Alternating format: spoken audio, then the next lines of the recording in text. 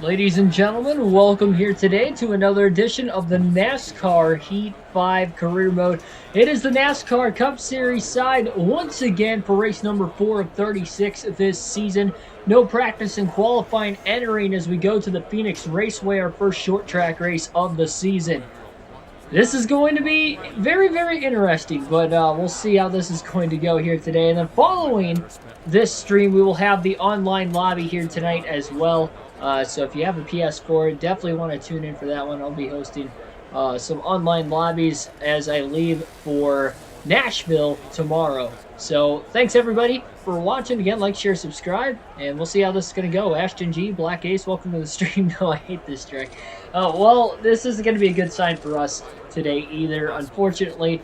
We've had very decent speed for sure at Las Vegas, at Auto Club Speedway. I'm sure winning the Daytona 500, getting that large income definitely helps, but I don't think it's going to help today because we don't have a short track chassis yet. And you guys saw from the Xfinity Series Season 1 when we didn't have a short track chassis for any of the short track races there, how much we struggled, except for Bristol for whatever reason. But outside of the one race at Bristol, where we got the win and got the cautions to fall exactly our way. Unless that happens here tonight, not expecting a good run. But we'll see what we can do.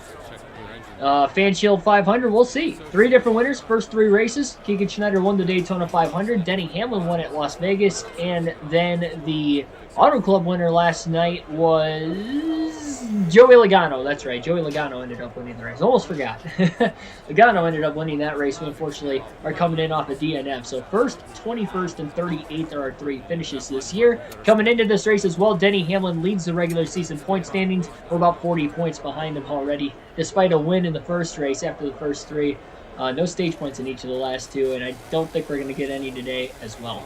Jackson Thomas, DB Forever 85, Billy Kramer, welcome to the stream as well.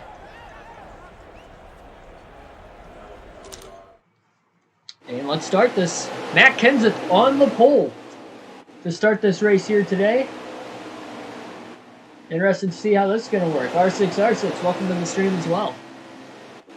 Nobody dropping to the rear, so Schneider will be starting dead last and 40th for the first time in his career here tonight. Already 9 people watching as we're getting ready to go racing 500 kilometers, 312 laps, 312 miles here in today's race. Bukaki, welcome to the stream. Your other account got banned. Oh my goodness. Keep your head on straight. Almost ready. Green flag back in the air.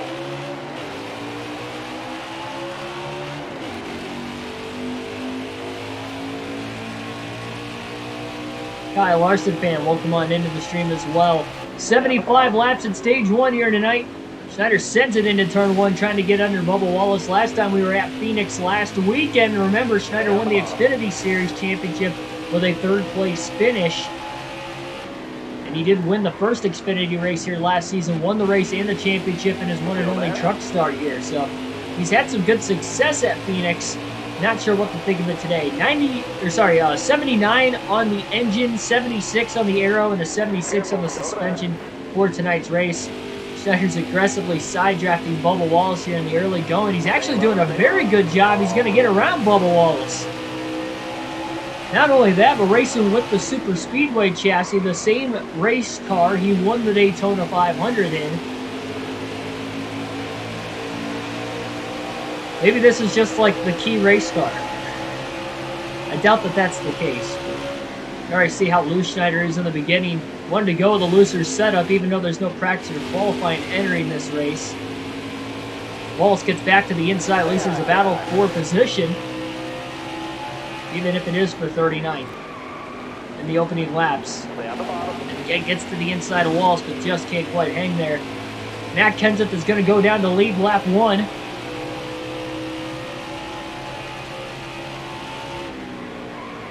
Yep, online lobby again will be starting as soon as this race comes to an end here tonight. Different stream, of course, but what we're shooting for. We'll race for about an hour to an hour and a half, then I'll have to finish packing my stuff so I can leave tomorrow morning. Oh my goodness!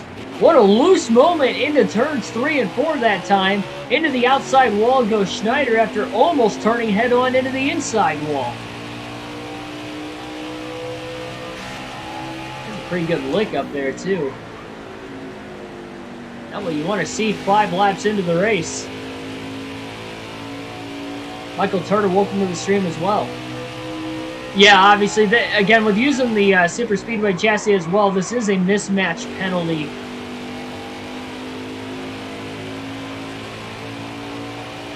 Indeed, Michael. Because obviously our departments would be 85, 80, and 80, but because it's not the same chassis, what is racetrack, again, we're using our Super Speedway chassis. The reason why we're not using our Speedway chassis, which would still be a mismatch anyway, is because Atlanta's the next race on a mile and a half, so I want to make sure that car is going to be all good and ready to go, 85, 80, and 80 when we get to Atlanta. Schneider's actually really good in turns 1 and 2 right now, all things considered, but 3 and 4, he is extremely loose on corner entry into turn 3.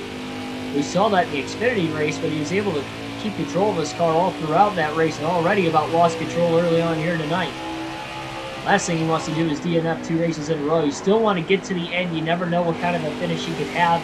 Maybe he could perhaps get a top 20 if he gets the best of luck going for him.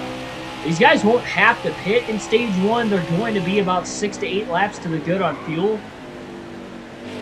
We'll have to see what the tire wear will look like, of course. They do not have to make a scheduled stop in the opening stage.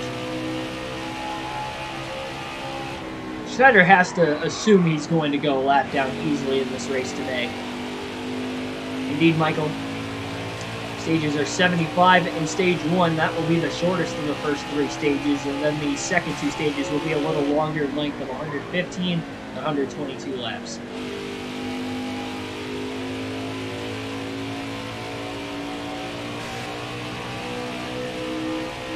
Kyle Busch going to take the lead. He's led a lot of laps already this season. He's got back-to-back top 5s as well.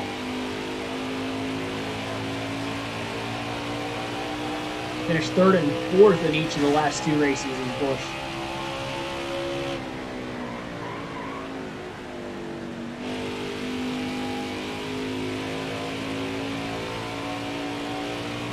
We've had 4 drivers score over 100 points in the first 3 races combined as well. Kyle Busch is one of those drivers. We mentioned Denny Hamlin is a points leader, so obviously he is one of those drivers as well. Mark Truex Jr. and Ryan Newman are the other 2. Newman's off to a stellar start this season. Had a runner-up second place finish last night at Montana as well. Led some laps. He's got 2 stage wins, both at Las Vegas.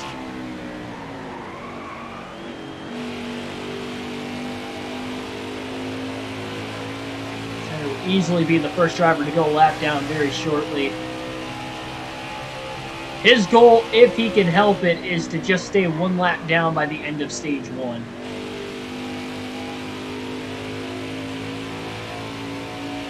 And just go from there. Stage 2, same thing. Finish the stage 1 lap down and just kind of hope for the best outside of that. Definitely going to have to tighten this car up under the first pit stop. Really hoping he doesn't have to wait till the end of stage 1 to pit. I don't know if he's going to make it that long with how loose this race car is. My goodness. Looks like Clint Boyer's in second place right behind Kyle Busch. Kevin Harvick in the mix, so a couple of SHR Fords running inside the top 3. Denny Hamlin back there in 4th place. And it looks like Truex is just taking the pit spot away from Matt Kenseth off turn 4. So you got 3 Joe Gibbs Toyotas and 2 Stewart-Haas Racing Fords inside the top 5. No Chevrolets up there as Kenseth is falling back. Schneider washes to the outside, and Kyle Busch is going to put him a lap down off turn 2. On just lap 14 here today. Now, Schneider didn't get into the wall in turns 3 and 4 on lap 4, then he probably would have went a few more laps before getting lapped, but it is what it is.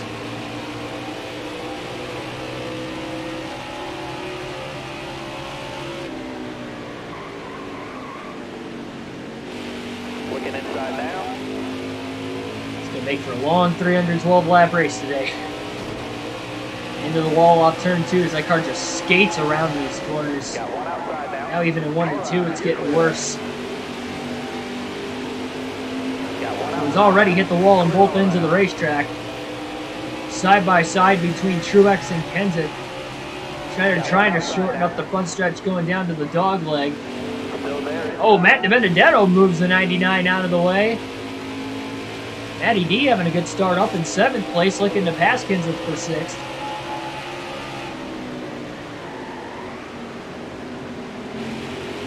Favorite worst tracks on the game?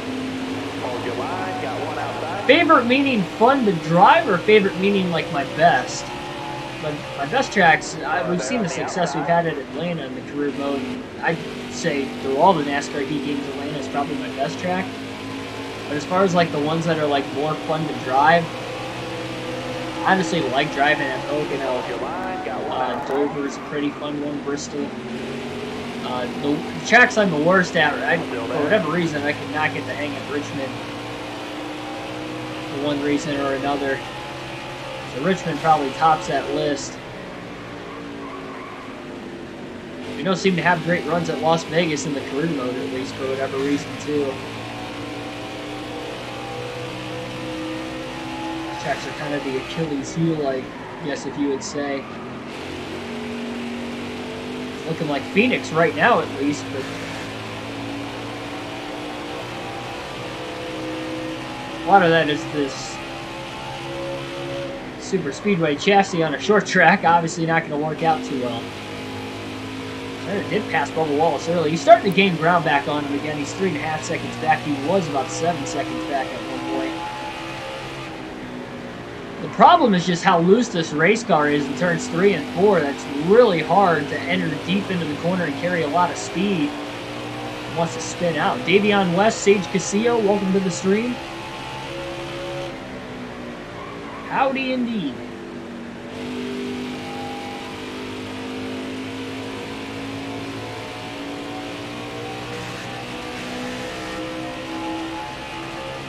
$15 people watching already. Thanks for everybody tuning in here tonight. Thanks for watching me struggle. First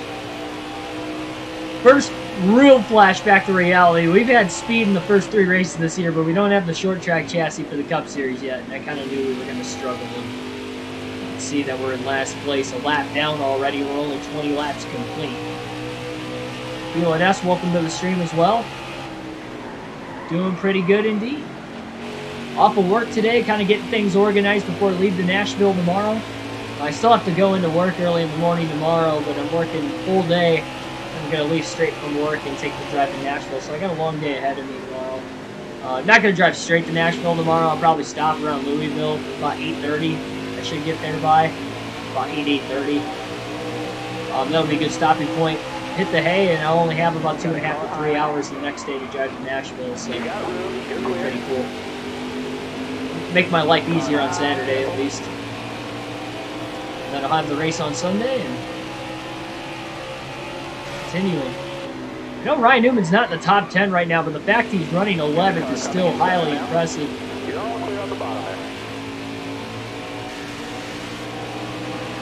Tyler Reddick's in the top dozen. We've seen him have good runs in the Cup Series in real life here at Phoenix as well.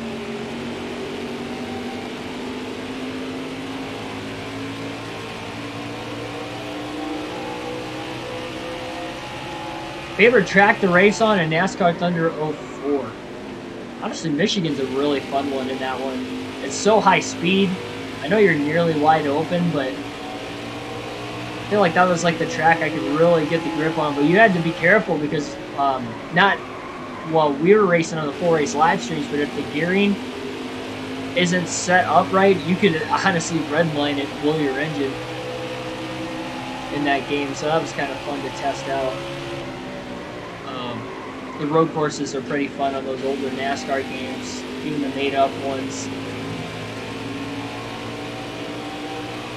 Which, hit, nudge, nudge, but with the NASCAR 05 season, when we get to the second and final season there, we're going to do a custom schedule season for all 3 series, so you'll be able to see a lot of those. I want to put a lot of those road courses in on the schedule, more than just Daytona like we had in Thunder 04. We're going to have more than just a Daytona road course. We're going to have that, and then we're going to have, I think Talladega's got a road course, Texas has a road course, Phoenix, And there's a couple other like made-up ones, like the New York Metro Speedway.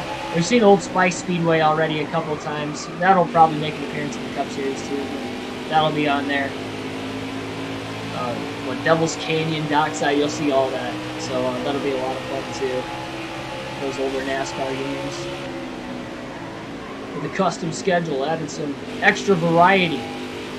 A lot of road courses on the schedule, kind of like you see nowadays. So.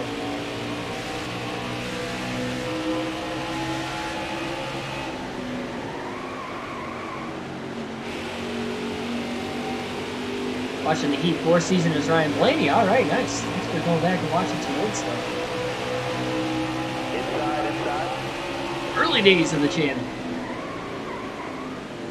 Schneider tried to stay high to let Johnson go. He almost ended up in the wall. Looks like Logano's going to get by too. Got one inside. Get that really slow race pace right now. Careful, still there. No caution so far today. Schneider did get around Bubba Wallace a couple laps ago as well to move on to the last place position again. We still got 46 to go, 45 laps to go in stage 1 this time by. KFB out in front. Self-proclaimed KFB.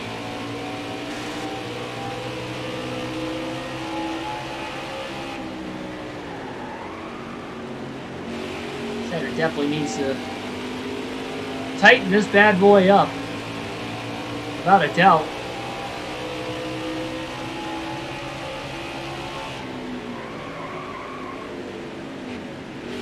I mean, it's getting really bad in 1 and 2 now. Also, at the very, very start of the race, it was only turns 3 and 4. But now 1 and 2, you can see that damage around the right front. He's gotten into the wall twice, once in 3 and 4. That was the harder hit, and then a light hit off the exit of turn 2 as well, just sliding all the way around the racetrack. Don't forget Lakeshore Drive. Yeah, there's a couple other ones I think I forgot.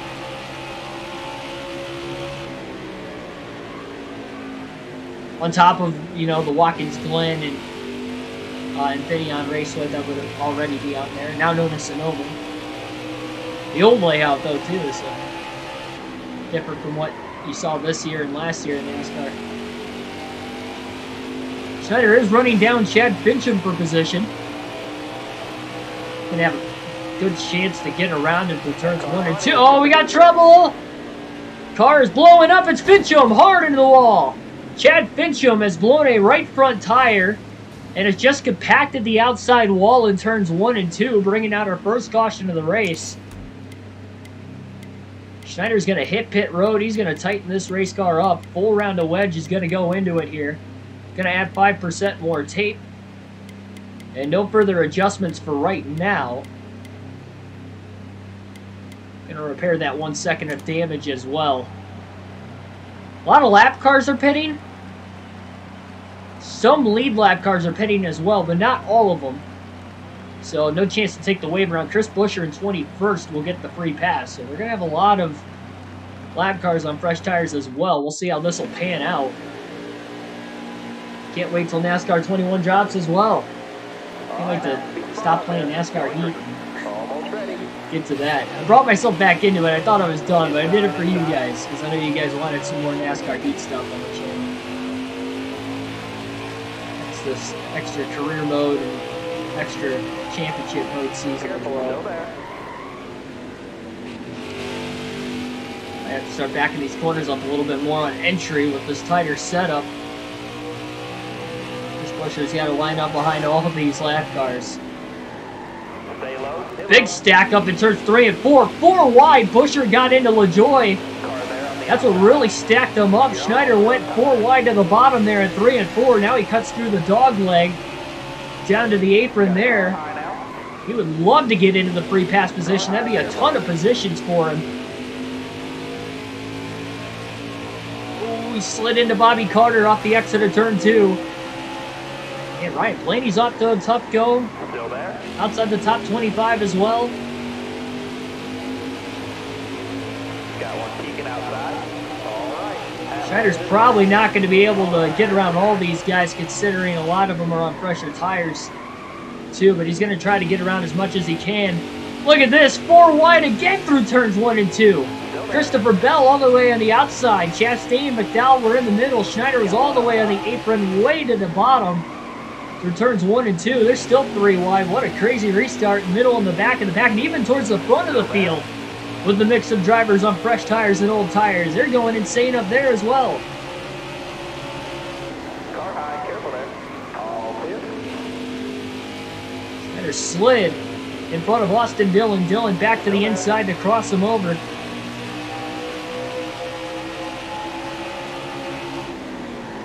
Car high, careful. Still a little loose into turn 3, pitching it off. But at least it's drivable for right now. Doesn't want to tighten it up too much because he's going to start to struggle in turns 1 and 2. Brad Keselowski is going to get his first lead of the race. Likely the first driver on fresh tires to get all the way to the front of the field. That's another thing. These guys that are 1 lap down, they do not want to go 2 laps down to the end of the second stage. As you saw at Vegas, that's going to take us out of the running to likely finish on the lead lap. Got a car high now. Inside. Got one down low now. Didn't know who that was at first. I forgot that was Ryan Preece. The Velveeta car. Schneider in the wall off turn 2. Way too tight. Drops him back to 30th. Back in the gas a little too soon. He even got out of the gas in the center of the corner. It still wasn't enough. Still got into that wall again. Got one peeking inside. You got room. You're clear there. Walking up the racetrack through 1 and 2. Timmy Hill's going to get around him for 30th.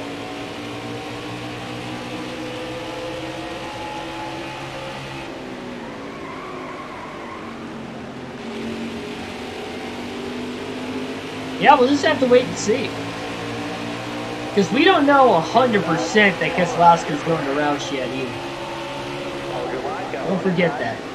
It's not set in stone yet. I know it might have seemed like it is, and it's still likely going to go that way.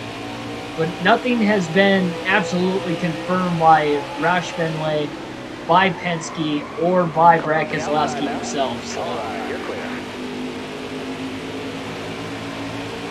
Until that happens, then we can really start to see how the Wood Brothers situation is going to work, on whether Cindric's still going to take over that race car, or if the Benedetto will stay in it and they move Cindric to Penske, or they move the Benedetto to Penske and give Cindric his first full-time rookie season. Careful, still there. To drive the 21 car. Kind of like a filler season. That could be the case. Maybe just swap them out a couple of years down the road. That wouldn't make too much sense, but I could also kind of see why they would do that. When Boyer is now out in front, Schneider is side by side for about a lap to a lap and a half with Ricky Stenhouse Jr. He's going to clear him off turn 4 this time for decision. I know, I still can't wait to see that Gravedigger paint scheme from Kevin Harvick this weekend, too. Glad to get to see it in person. That was the cool thing about going to Darlington last year, was seeing all the throwback schemes in person. I know they don't do that for the Southern 500 now, so I highly recommend if you can, make it to either Darlington race. The Crown Jewel event with the Southern 500, plus it's a playoff race now, too. That alone, good incentive to go there. You're going to see great racing. And also great racing if you go there in the springtime, if they keep 2 dates to see the throwback race, to see all those old-fashioned paint schemes, because that's pretty cool too. So I highly recommend going to Darlington. It was a fun time last year.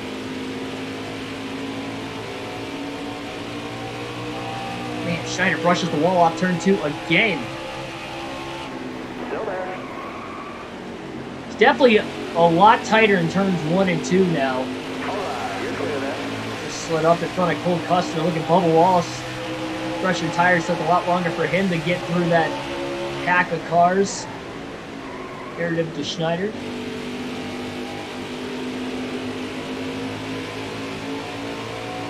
Even if Boyer puts a lot of these guys 2 laps down, it is going to be interesting to see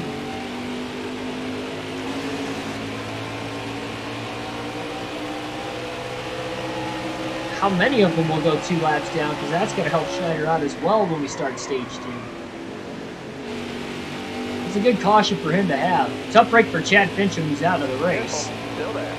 Hard hit, especially into that bladder corner 1 and 2, and he blew that right front going in. I couldn't tell who was smoking at first, and then we saw Fincham go up the track and into the wall. That settled that. He's been working on William Byron for a little bit, taking that Brad Keselowski line down to the inside, and about as close to that inside wall as he can get. Byron might have a little bit of damage to the nose of his race car, maybe why he's running in the 20th spot.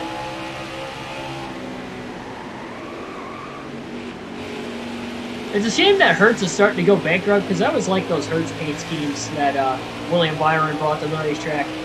It almost looks like a Bumblebee-esque car in Transformers. That's probably why I liked it so much, but yeah, it looks nice on the Camaros.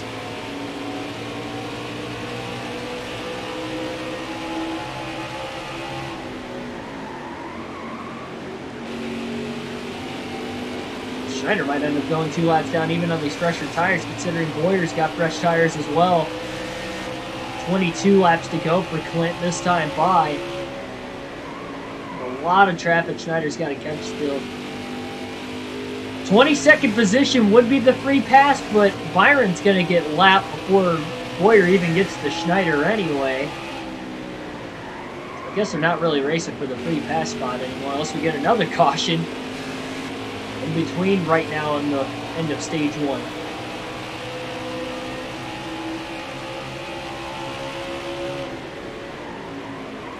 We had 3 of them at Fontana, but granted we did DNF in the first half of the race too. Yeah, that Tony the Tiger paint scheme is pretty cool. I like Carl Edwards' too, but I thought Labonte's was pulled off a lot better, having the tiger stripes on the side of the race car. Oh, we got more trouble. Another car smoking into turn 1. Cars scattering everywhere around the racetrack. It's Kevin Harvick in the 4. Schneider goes all the way down to the apron, trying to get around. Oh, Harvick about turns the 99, who's trying to get underneath him. Saves it in front of Timmy Hill now. Chase Elliott goes roaring by as well. Oh, that was a terrible time. He was trying to gun it underneath everybody who was getting held up, and Harvick was trying to come to pit road, just about turn the 99 up the racetrack. Clipped him in the right rear as Schneider was coming up. I don't know how that didn't nose the 99 car into the outside wall. And that allows Boyer to close in quite a bit here. Schneider only got 1 position out of it, passing Timmy Hill as well, and Bubba Wallace closed in quite a bit too. Harvick might be done for the day. That should have been a caution. It wasn't. Now Schneider's desperately trying to stay in front of Clint Boyer. Brad Keselowski is going to try to fight back to maybe get to the 14.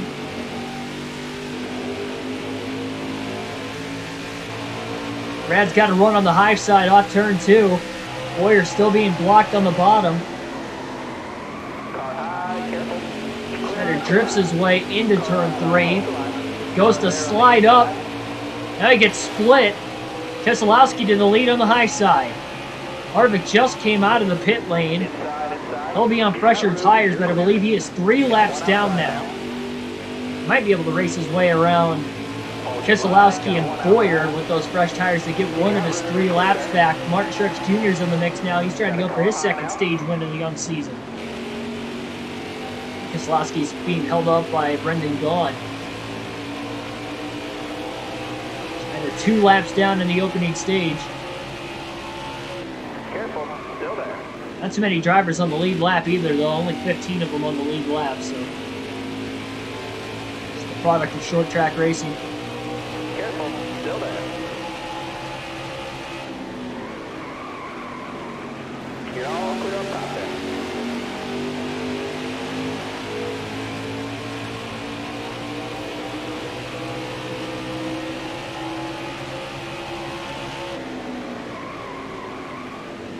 Three wide. Harvick in the middle. Trying to get around like Keselowski and Boyer and Truex. sends it into 3 and 4 to get around Brendan Gaughan for 27th.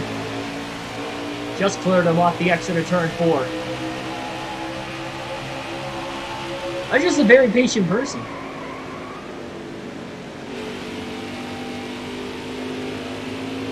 Only do 250% races in career.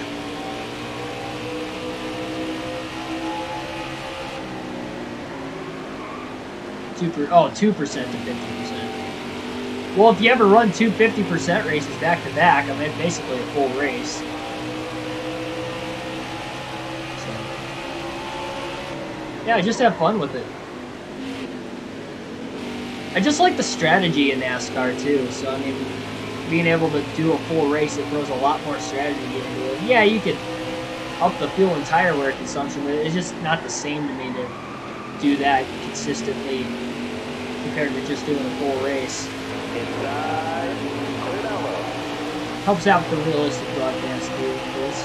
Dark Crypto, welcome to the stream. But yeah, I know I might get heated a little bit.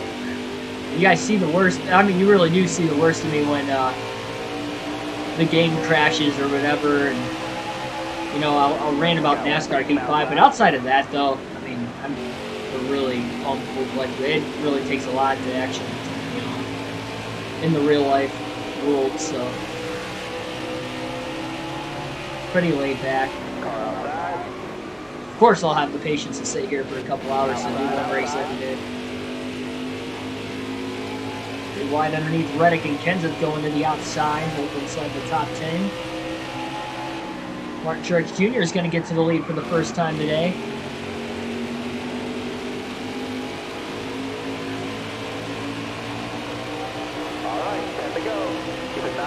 Right now I'm doing 4 laps and I don't like short races. Like, even when we do the online lobbies, I try to make them like 7%.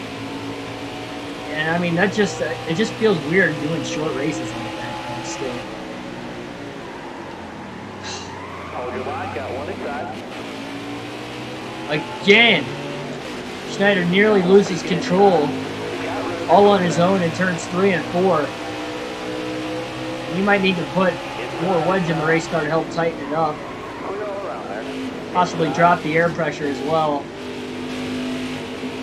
He got into the side of Alex Bowman that time. Didn't lose a position because of it, but he's obviously just losing track time. You can just see how loose that race car gets. Turns 3 and 4. He fixed the problem there. He's not loose at all in 1 and 2 anymore. In fact, he was actually really tight at the very beginning of the run. 3 and 4.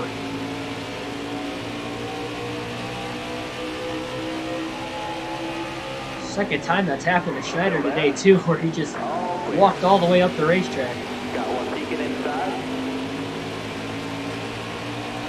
It's going to be tough to drive a 312-mile race as loose as it has been through turns 3 and 4 for the first nearly 70 laps. I didn't realize we're almost at the end of stage 1 already. Only 1 caution so far. This race is flying by. Plus a shorter first stage.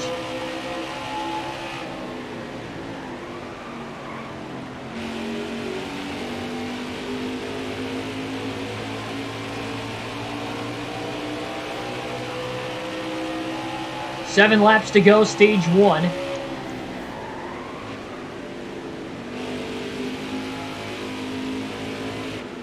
Got one outside now.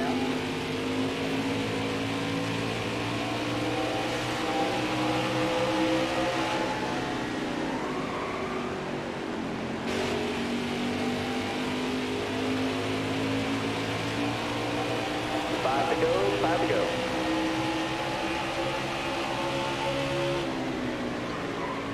Yeah, one thing that I haven't mentioned in a while, but remember, this is a 100% difficult, or 100% race length, but it's also legend difficulty, or if it's championship mode with this game, it's 105 in the AI difficulty. Any of the older games, it's always on legend difficulty, so I always run the hardest difficulty.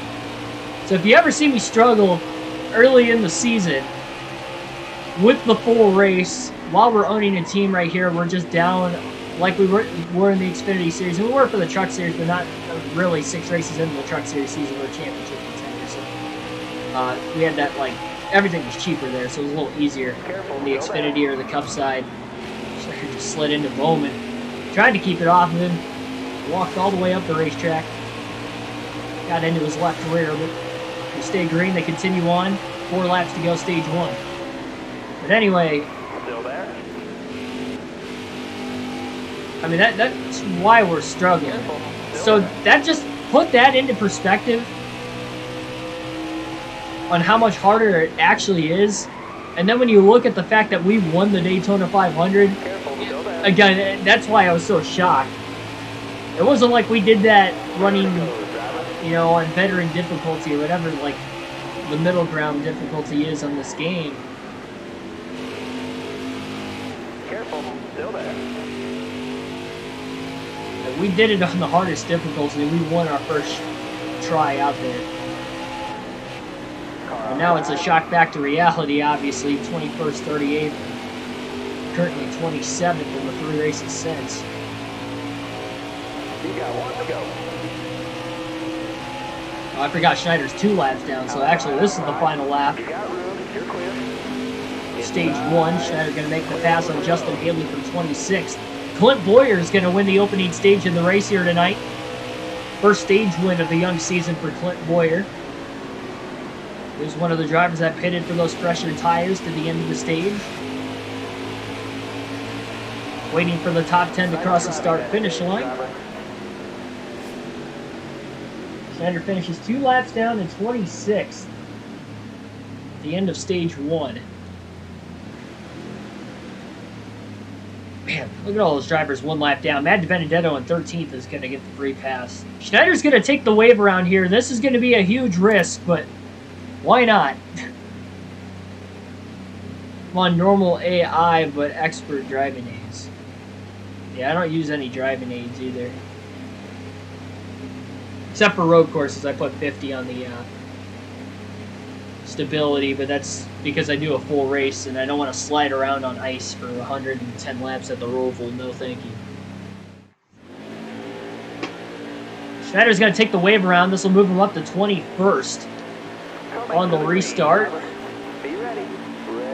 Trying to gain as much track position as he can with strategy here today. Green flag back in the air. Stage 2 underway.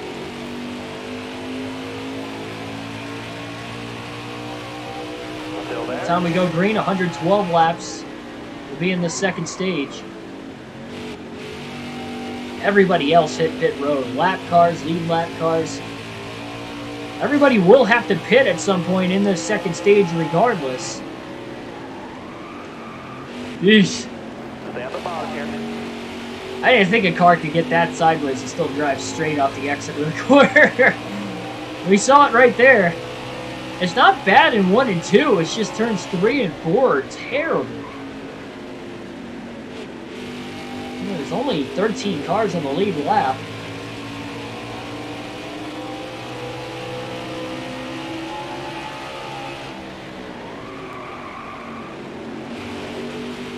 Well, remember, Harvick was inside the top 5 and was actually as high as 2nd before he had a tire go down.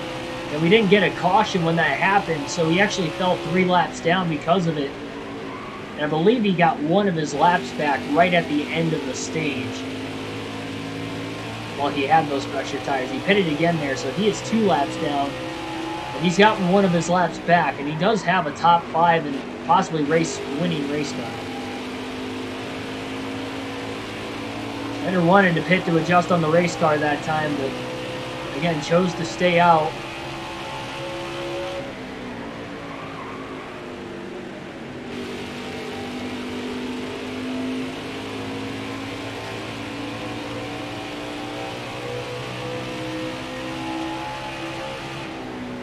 Anybody else see the NASCAR news about GMS going cup racing in 2022? I would assume they're probably going to go without a charter. I mean, these are like, there's so many new teams coming in between last year and this year. I mean, there's going to be some good racing every week in qualifying to see who's going to make the show. Week in and week out, I think. I mean, I think it'll be cool to see like 43, 44 cars go to nearly every race and try to race their way in. That'll make qualifying a must-watch every weekend. It kind of stinks that, there's 36 chartered teams that will be guaranteed entry, but the other, 4 spots won't be guaranteed.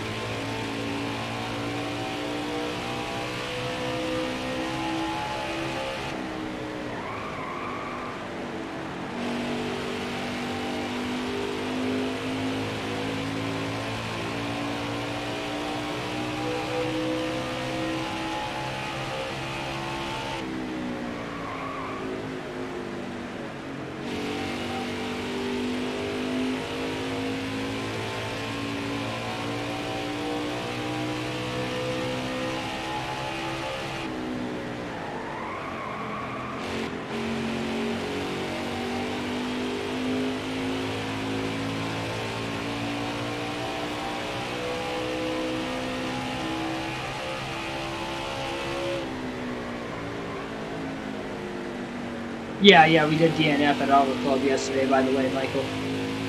Falling behind on the chat a little bit. I'm trying to catch up.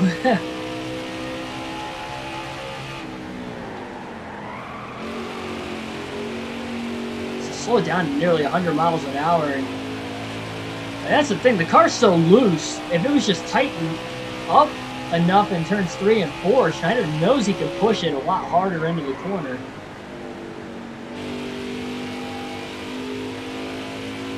He's not bad in turns 1 and 2.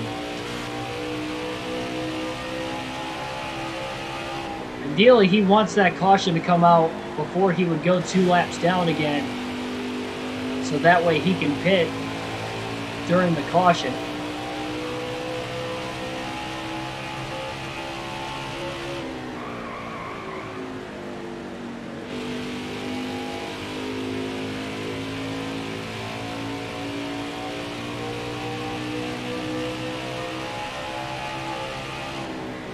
Yeah, I hope they're able to get all the new tracks for NASCAR this year and next year's NASCAR game.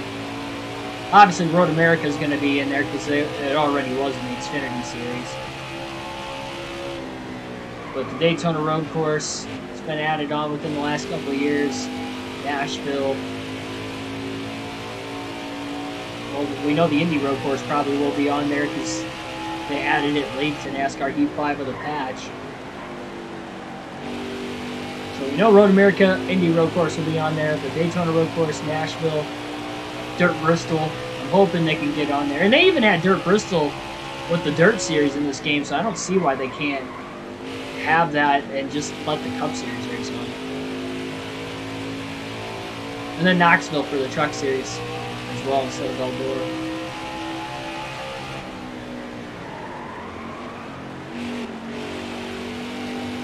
And Coda, my bad, I forgot about Circuit of the Americas also. Hopefully all those are added in. So I've got my custom schedule set to go. When NASCAR 21 drops, we're starting out of the gate with a custom schedule for all three series. That's going to be the first thing we're going to do. And I want to go to a lot of those new tracks towards the beginning of the season. I think it's something that you guys are going to want to watch. For sure, see how the new tracks are with the new gameplay. It's going to be a fun little schedule. Well, not little, it'll be the full 36 racing. It'll be a fun championship battle, for sure.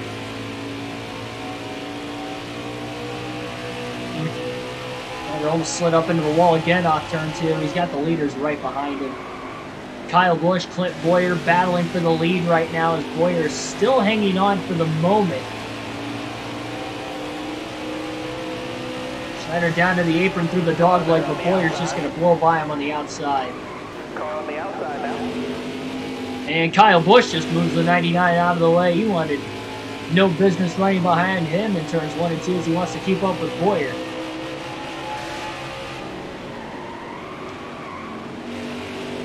So much for taking the wave around. Short-term risk, I mean, if we get the caution when Schneider's 2 laps down, and he can pit then, it's not really going to cost him anything, if you think about it. It's if he doesn't get a caution at all, it's likely going to cost him something. Or a caution comes out at the time that he has to pit before everybody else. Something like that happened, then obviously it would be a mistake to take the wave around there, but no gain for us really, but we haven't lost anything because of it either. We're still in 21st and we ended the stage 26, so I guess until we start falling below 26, it's not going to hurt us. Bought us an extra lap, really. The green flag conditions. Well, no, NASCAR 21 is not going to have the next-gen cars because the next-gen cars don't come out until next year for NASCAR, so you have to wait another year on that. And it's going to be the same exact cars, same package and everything that NASCAR is running now in 2021 on the next NASCAR game. They're not going to have the next-gen cars. I can guarantee that already.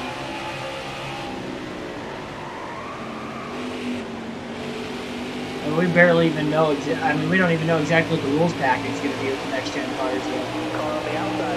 They're still in development. We just know what the body style is going to look like for all three cars. And even that might be changed slightly between now and the Daytona 500 next year. I want Daniel Suarez in 7th place. One of the 13 cars on the lead lap still. Oh, Schneider just got right into his left rear. I mean, he can enter the corner deep, and he feels he can probably go even deeper. The car wasn't so loose. You got room, you're clear there.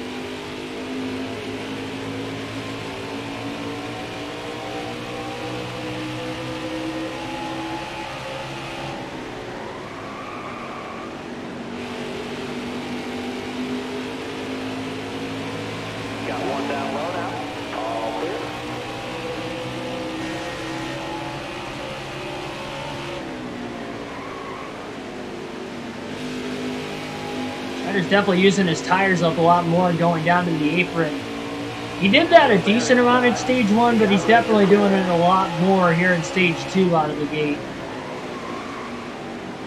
Just trying to take the shortest way around while he's kind of lagging behind on these older tires for the moment. Got one peeking outside. Clear all around. Car high, careful there.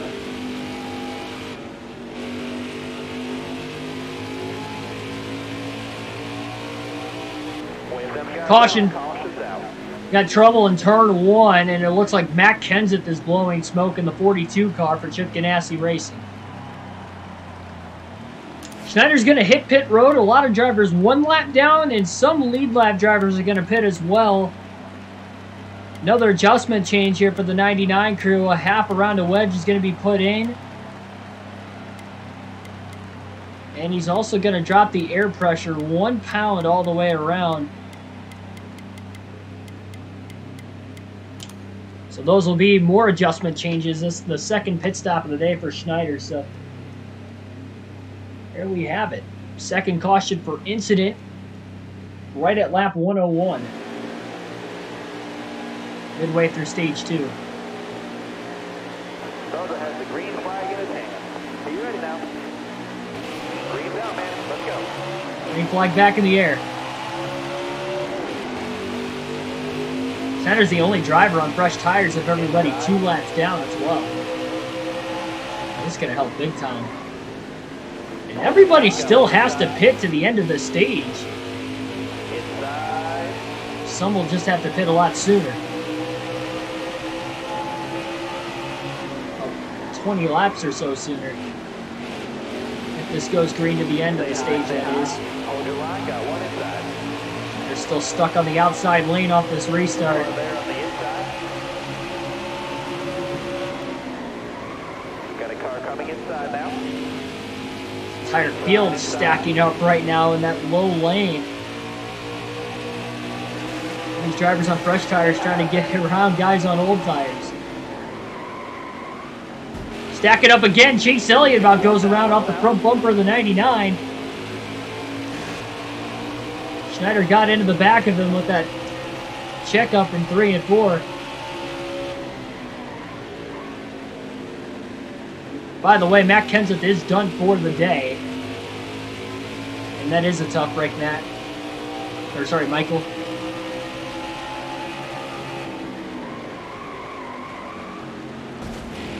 Another stack up in turns 3 and 4. It's hurting the front of this 99 car. I mean, look at them just drive away from him, even though he gets to their back bumper in 3 and 4, just simply because he's getting into it. Oh man, Bobby Carter goes 4 wide to the inside in 1 and 2. Meanwhile, Martin Truex Jr. has regained the race lead. Up at the front of the field.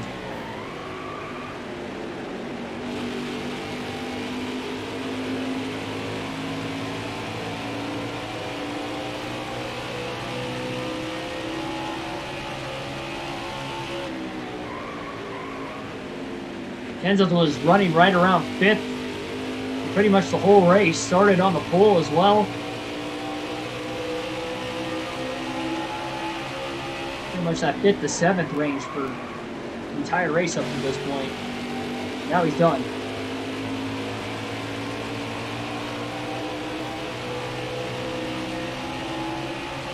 He's doing what he can to close that gap. Cars ahead of him. Ryan Preece for position. Christopher Bell for position. Not too much further ahead. Still there.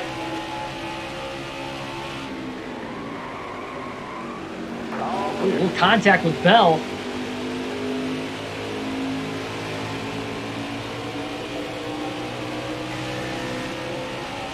Schneider taking the shortcut. Careful, still there. Stays underneath him now through turns 1 and 2. He's going to beat Bell back to the gas and clear him off the exit of turn 2 for 28. Austin Dillon, Joey Gase, 26-27. So 26 is pretty good for Joey Gase, all things considered. Had a great day to start the season in the Daytona 500 as well.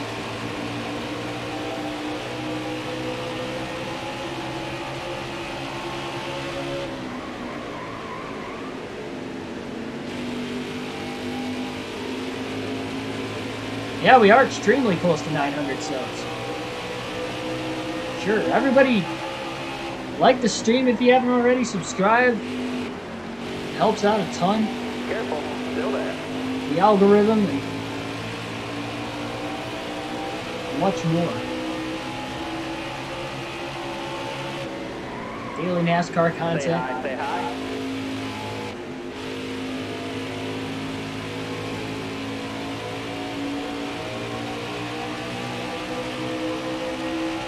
Mark Martin never won a championship in general.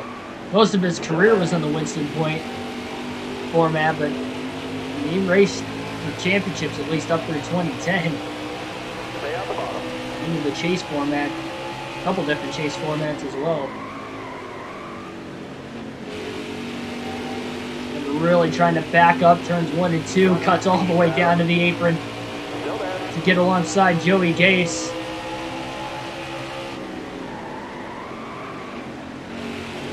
Drives it deep now. Through 3 and 4. Tried to side draft Austin Dillon as much as he could off the exit of turn 4. Now cuts down to the apron again. This time through the dog leg. Still can't clear Joey Gase. Should be able to do it now. Clear high, bud. All clear for 27. Right in line behind Austin Dillon into turn 3. Takes that dive to the inside and passes Austin Dillon now through turns 3 and 4. Dillon with a bit of a crossover, trying to get back around the 99 of Schneider. Schneider's going to undercut the apex of the dog leg again, trying to get back to Dillon in the 3. Hold your line, got one inside. All right, you're clear there. Good battle for 26 going on at least right now. Schneider hanging on that left rear corner panel of Dillon. Dillon can't clear down to the bottom into turns 3 and 4 again and again. Schneider clear. Inside. You got rid of Dillon not going to get the crossover this time. Schneider's going to be able to stay in front of him now.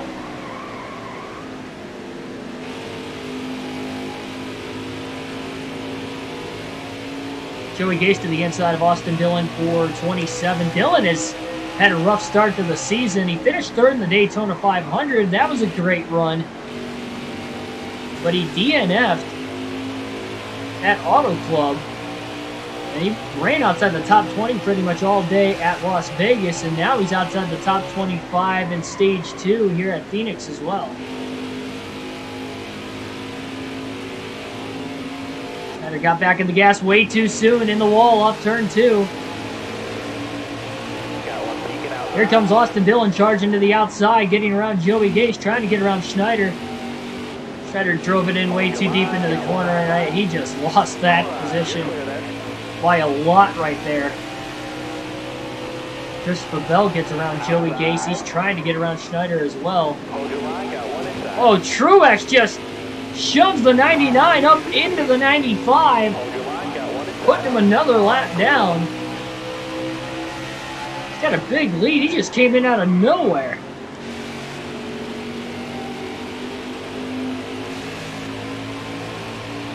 Just moved Schneider out of the way.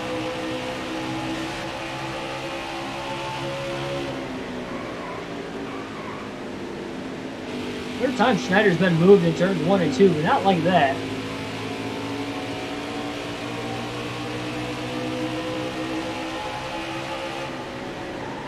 Well, yeah, no, I know he raced further than 2010, but remember, he was only running part-time after 2010, so he was never running for a championship.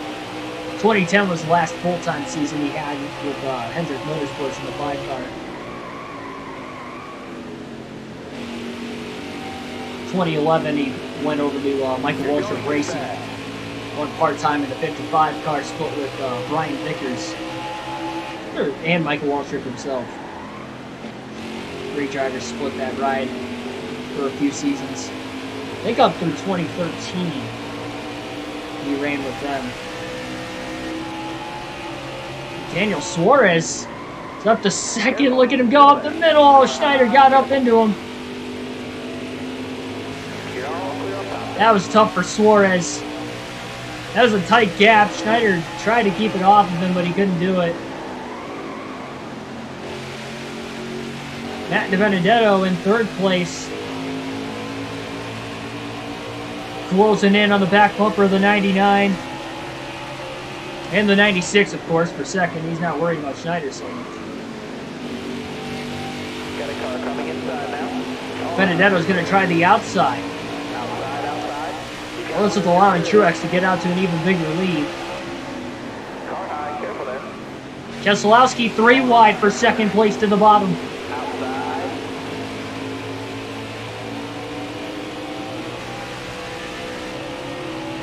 Suarez and DiBenedetto clear up high easily. There on the outside. You got room, you're clear. Outside. You got room, you're clear there.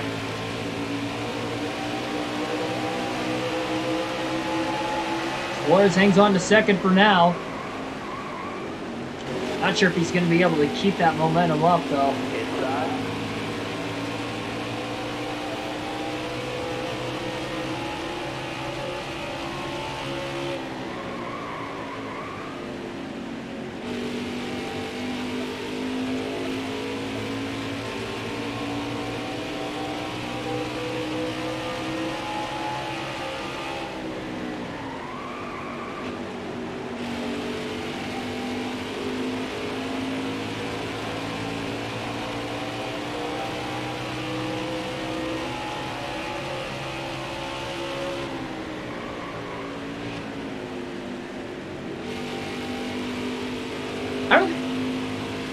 I don't remember Mark Martin running full-time for Hendrick Motorsports in 2011. I think he ran for them in 2011, but I don't think he finished the season with them.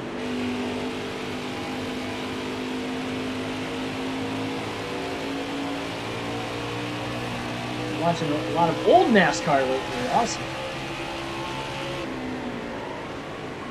We got enough people watching in the chat. I've been thinking about this. So I have off days on Thursday. And this is something I could do for streaming purposes leading up to our full race live streams, that we could still do Thursday nights like we are. But I'm thinking about doing a Throwback Thursday series where I go back and I rewatch all the races that I have been to in person that I was never able to watch the actual broadcast of the race. I've been to a lot of races already. Cup Series wise, I think I've been to 16 or 17. I'd have to recount again. I always forget. I know it's like right around like 15 to 17, but I mean, that alone, and I'm going to 4 more within the next 4 weeks. So I mean, that's almost 20 weeks roughly of content, and I'll still have 4 more races by the end of the year. But that's not counting truck Xfinity races. I'll have even more than 20. So I'll have a lot of like consecutive weeks content-wise for that. So if you guys would be down for seeing that, I'd live stream it probably at like 4 or 5 o'clock on Thursday evenings. Again, it would lead up into our full race live stream with the NASCAR video game, whatever one we're playing that Thursday night. And I've literally just watched the race. You guys can watch it on the channel too. Old races. But again, my first race was Michigan in 2015, so they'd all be somewhat recent races, but I've never actually gone back and like watched them. I've never, listened to the broadcast really, so I thought it'd be kind of cool to maybe pick up on stuff that I either missed or, forgotten about. And get to see that all over again, too.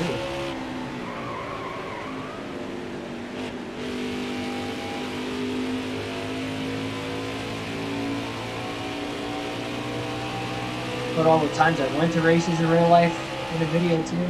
I could do that in the future. I don't want to do that right now, though. Well, caution's out. Got some drivers pitting and some drivers staying out once again. Surprised not everybody's pitting here, considering that not everybody can make it on fuel to the end of the stage. Schneider's going to pit again.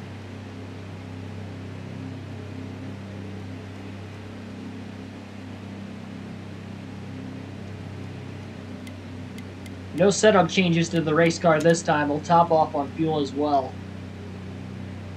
Drove all 36 races in 2011. Why don't I remember that?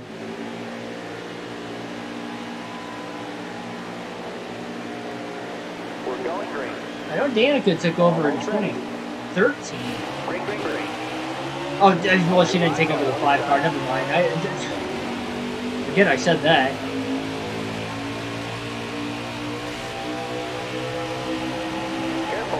But I don't... Case Kane ran in 2012. I guess he would have driven the 5 car in 2011. I remember him doing that, but I don't remember it being a full-time season. Because that was in the tandem racing era, and I don't really remember what racing the super speedways during that era. With the spoiler, with the wing I do. Because I remember him flipping at Talladega. I think that was 2010.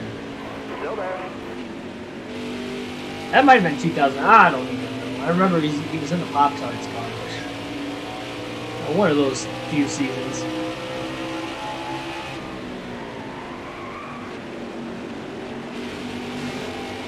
We'll stack up on the outside. Denny Hamlin to the race lead.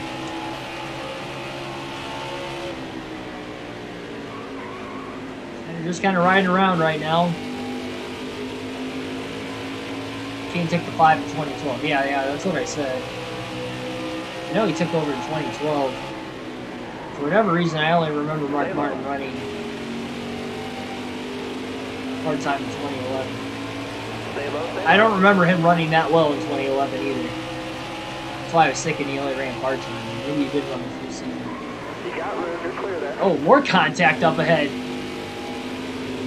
I mean, you can see why. They're 3x3 up there, and it looked like somebody about wrecked again. 3 cautions per incident so far today. Not many.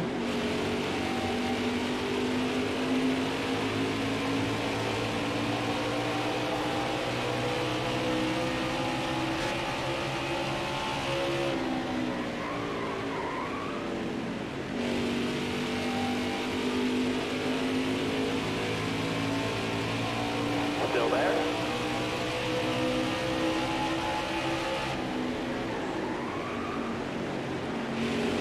Stay on the bottom. Clear all around.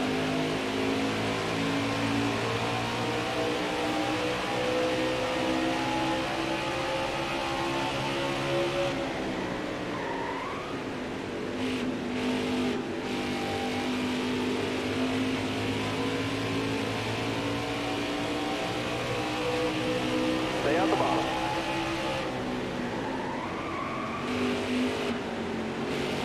Car high, careful. You're clear all around, man.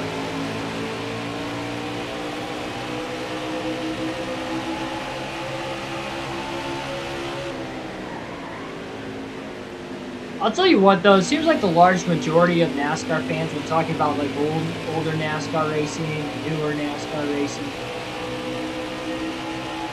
Caution. Yeah, oh, hang on. Timmy Hill is just backed into the outside wall in turns 3 and 4. That'll bring out another caution. Now our 4th of the race with 173 laps to go. Just going to change tires again. Why not?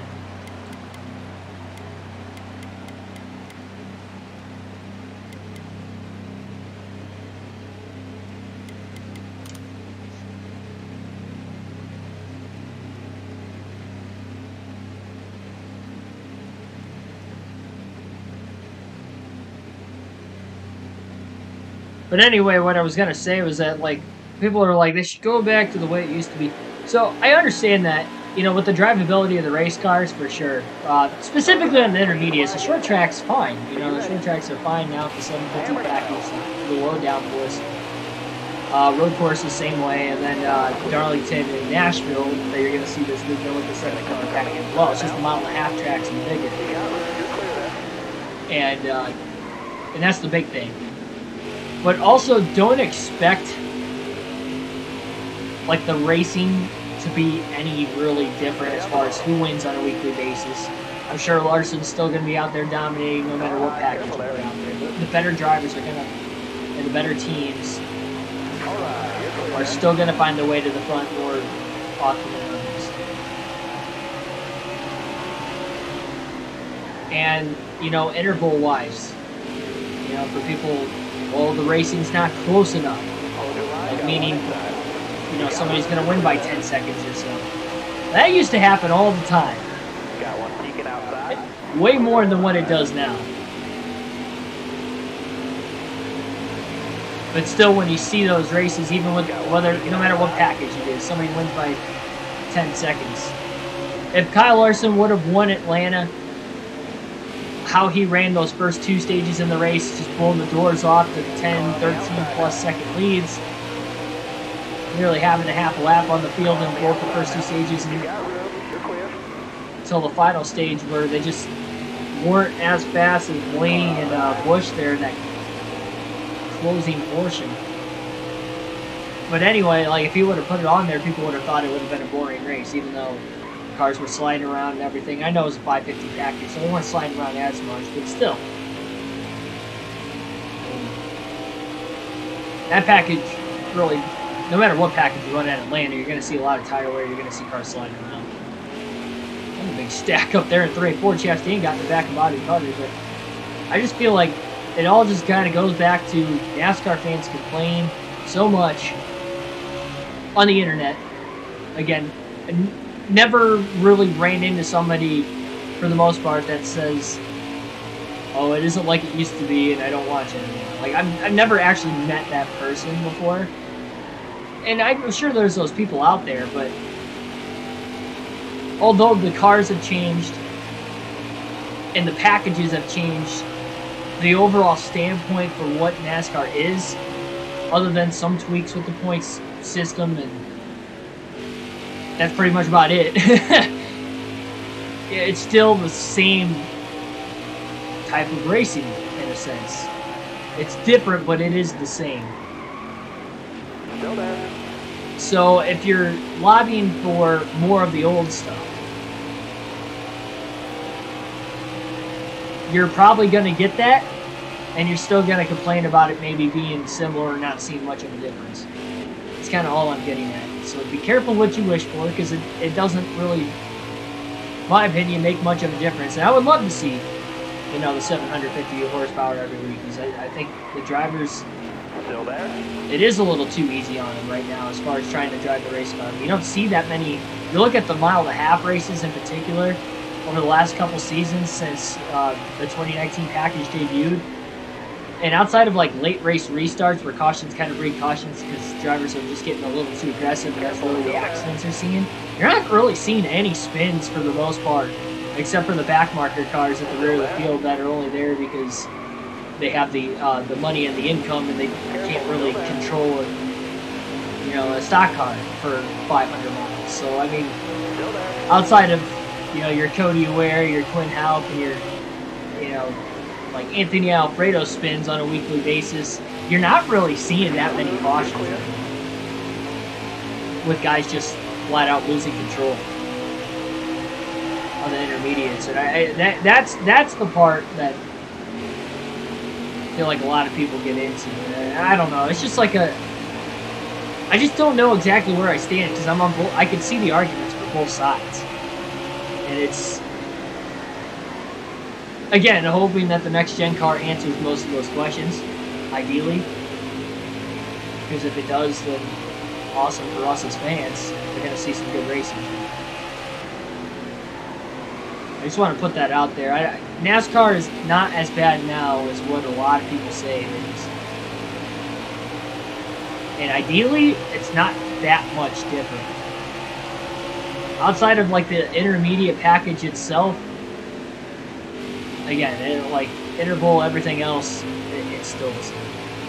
Robbie, welcome to the stream. Ethan, welcome to the stream as well. Happened to Blaney in the race. On this one, why is he out? Haven't even looked. Oh, there he is. He's just up ahead.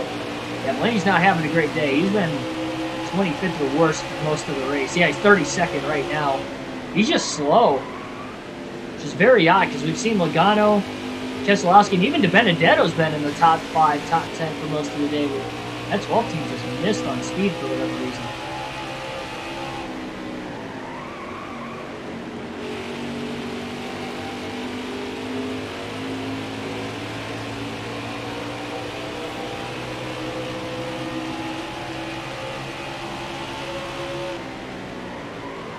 And again, well, see, that's the thing, too. It'll put it more back in the driver's hands with the 750 package. We got to figure with the 550 package, are the cars easier to control? Heck yes.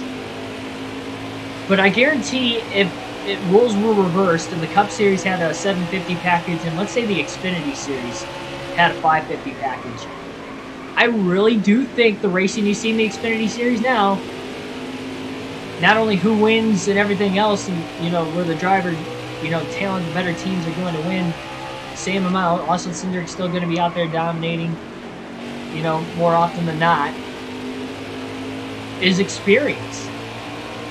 And that's why you're seeing with the Cup Series side of things, again, like the same,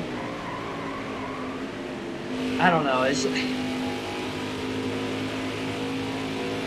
like there's still, if it was with the Xfinity Series, you'd still see the same people making mistakes on a weekly basis. It'd still be a decent amount of cautions because the drivers are younger, they're inexperienced. You had that with the low downforce that they have now. Obviously, that is going to create for, maybe by the eyes to more people, better racing. But the handful of Xfinity races I've watched this year, although it could be very exciting at times, I feel like the races are just sloppy. Like, I mean, I don't know. That's a whole nother argument for something else too. I feel like Xfinity Series racing is a little bit overrated. I think the races being shorter and they're being more cautious throughout the course of the race because drivers are, just inexperienced and they're going to lose control more often. Is not why the fans are saying they like it. They don't say they like it for that reason, but that's what makes the races as close as they are. You're getting a lot more restarts than what you would see in the Cup Series. My raw take. Ty Gibbs should be as good. Oh yeah, Gibbs would. If Gibbs ran more, for sure he would dominate. I think he's only running like 15 races this season. Back it down, back it down. I like how I thought we were going to go to pit road there because how low we ran through that corner. Martin Truex Jr. is about to lap Schneider here, probably the next lap or two. Truex trying to go on his way to winning stage 2. He's a little less than 29 laps away from it. Schneider will go 4 laps down when Truex gets around him and will likely get to him in turns 1 and 2 here. It does. Denny Hamlin, Kyle Busch battling for second. The Joe Gibbs racing Toyotas for the 3rd straight race are just dominating. Even in the Daytona 500, we saw a lot of Toyotas running well. Heck, I mean, Schneider won. He's in a Toyota.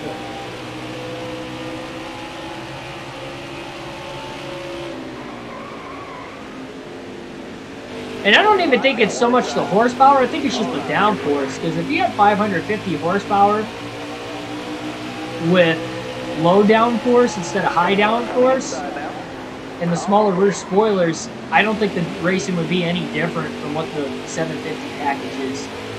Because literally the only difference at that point would be the horsepower.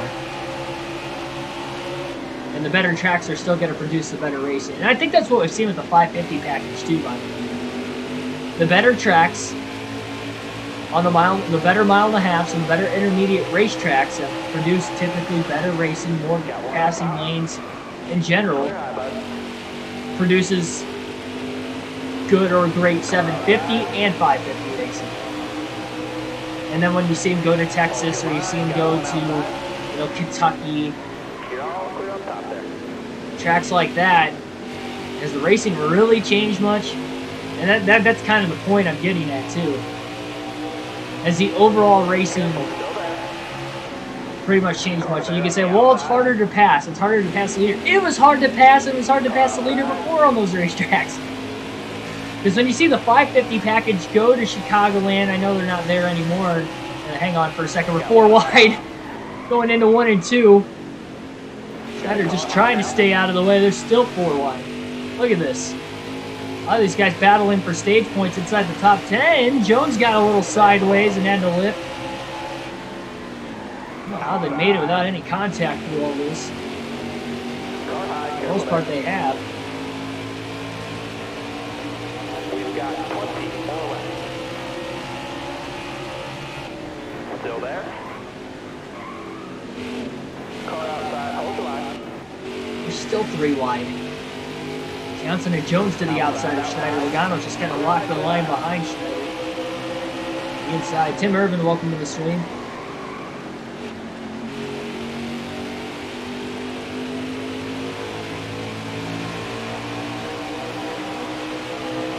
And that's one thing, too, with the next-gen car. If they decide to go with 550 horsepower, 600 horsepower again, I'm fine with it.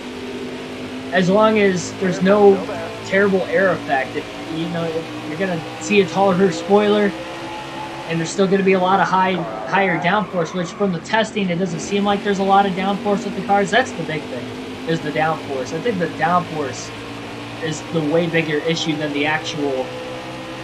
I mean, you have high downforce, the cars stick like glue compared to low downforce, no matter how much horsepower. You can put 750 horsepower into the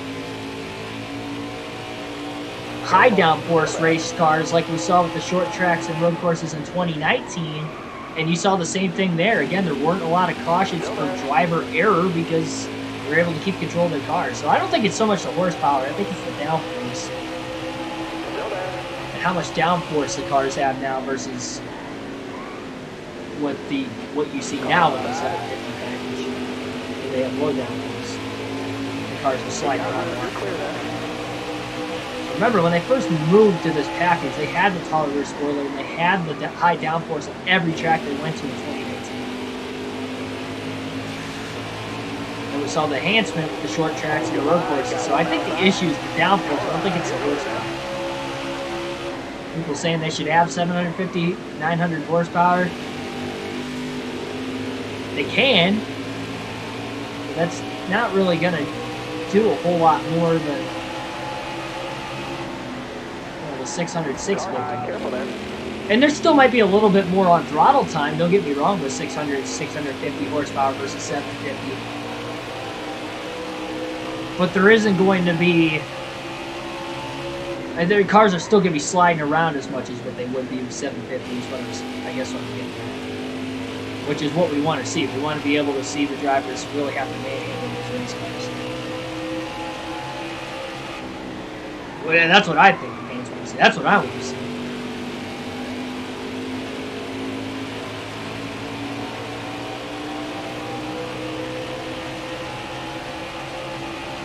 Truex has been close to getting a win so many times this season. He's putting himself in another great shot.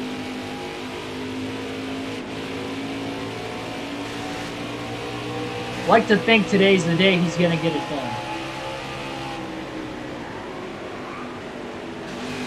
Schneider should finish 4 laps down to the end of this stage. I believe everybody has pit within those last 2 cautions that they'll be able to make enough fuel for these final less than 15 laps of stage 2 now.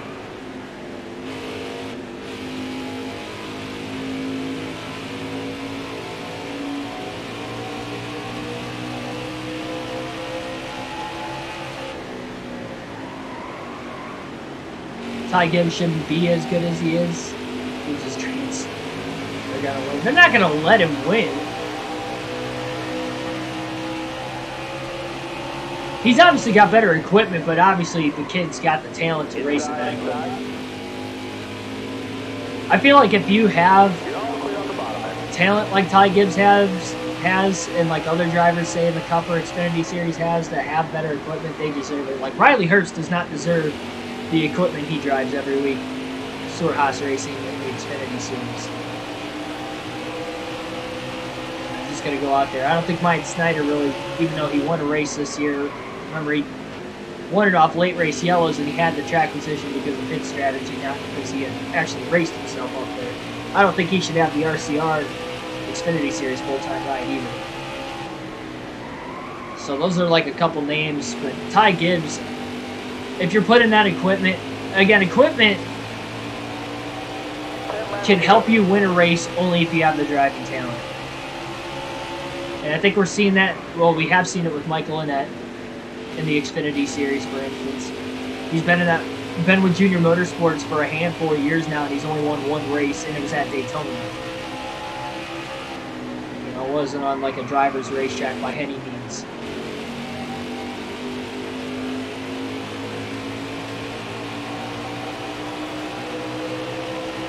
You almost kind of seen it with Daniel Hemrick too, and just not being able to seal the deal, but at least he runs consistently towards the front. Slow down.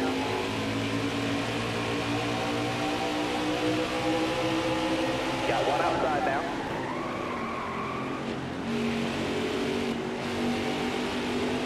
Outside. Yeah, exactly. Larson in the Cup Series too. He deserves a Hendrick Motorsports ride. You can't say, well, he's only winning those races because he's with Hendrick Motorsports. Well, yeah, but he's got the driver talent to put himself in the seat to give him that opportunity. If he didn't have the talent, Rick Hendrick would not have signed him. I mean, it's just plain and simple. Careful, still there.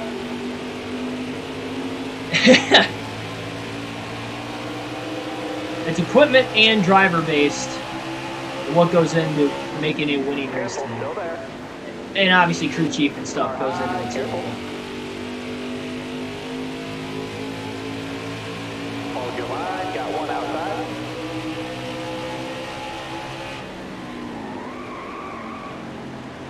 Outside. Gibbs has a ton of talent. Careful, still there. You got room, you're clear. Welcome back, Jackson. Careful, still there. Alright, you're clear there. I think Schneider scraped the inside wall into turn 3. That's it. Car outside. Saw some sparks flying. He got awfully close to it. It didn't really slow him down too much. if at all, really. You're all clear up top. Shouldn't have to worry about getting lapped again. If you're a good driver, you aren't in good equipment, what's the point of showing up? Outside, outside. To make a name for yourself, really. I mean, and that's where I feel like I think you're coming from with the Ty Gibbs point, is that Gibbs got pretty much handed that ride, but he's made the most out of it too, so that's why he's in good in my opinion. No points that stage. but plenty Yeah, of obviously. And Joe Gibbs, I feel like, is a smart enough guy to know that if Ty Gibbs wasn't performing well in ARCA, if he wasn't winning every single ARCA race, you know, and he was not running well, he wouldn't have given Gibbs that Xfinity shot at the age of 17, 18 years old. There's no way. No way. He's a smart enough guy to know that. He's not just going to throw his grandson in there just because he's his grandson if he didn't think he was ready. Caution late in stage 2, our 5th caution of the race. It looks like Austin Dillon is the next driver. Blowing a bunch of smoke out of the back of his race car. And everybody's going to pit here, so Schneider's going to stay out. He's going to take the wave around. He's going to get the 3 laps down, and he won't have to worry about losing an extra lap here because we're not going to have enough laps for him to lose another lap on the racetrack. And that's where the sponsorship comes into play too, though, Tim. And sponsorships and money has always been a part of racing. I mean, you think Richard Petty won all 200 races purely off of driver talent? Sure, he was talented because he could still, you know, get the car to the end of the race after 500 miles to be able to win those races. But, you know, if he didn't have the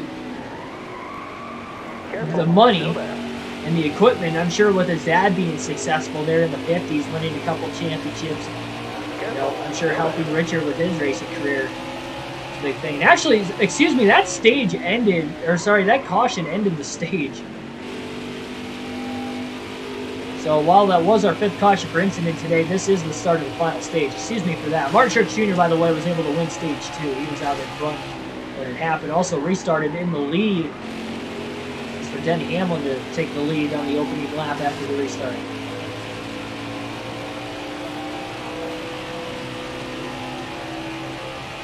I still would have taken the wave around either way. But it might not work out exactly like I had hoped for versus what I originally thought was going to happen.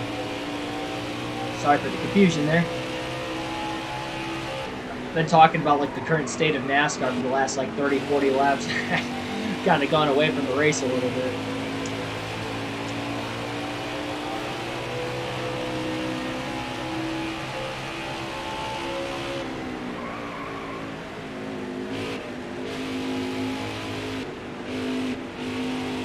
I mean, yeah, that's really, but again, I understand where you're coming from completely there, Tim, with like why bother showing up, and that is, there's a couple things that go into it. One, it's the love for racing itself, wanting to make it to that top level of competition, be able to make a living off of racing, and that's why Eric Jones was desperately wanting to stay in the Cup Series this year when he got booted out of the Joe Gibbs Racing run, which I thought he deserved.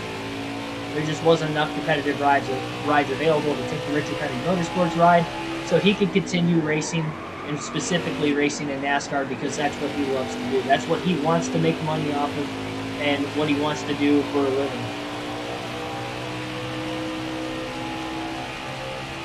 And that's a huge reason why you see drivers, you know, maybe in underfunded programs rush the Cup like Anthony Alfredo, Cornell.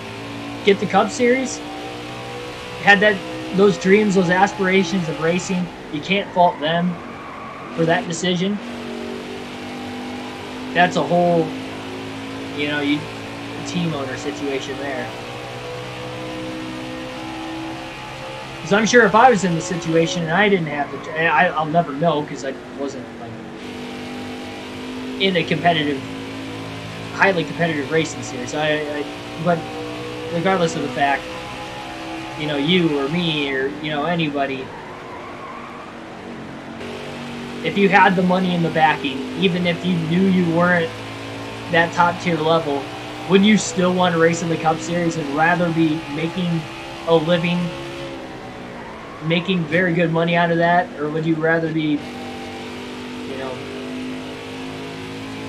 working where you are now if you have a job?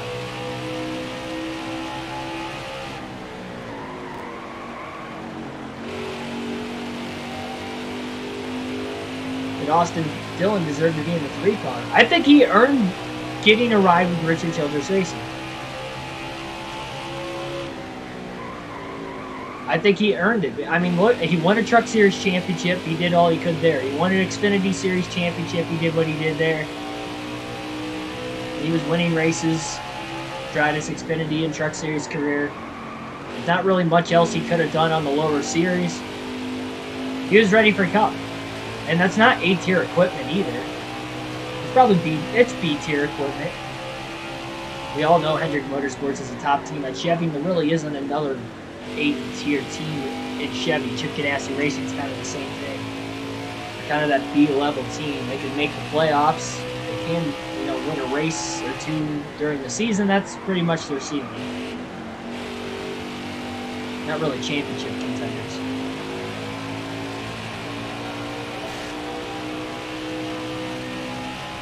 I'd say Dillon deserved his ride.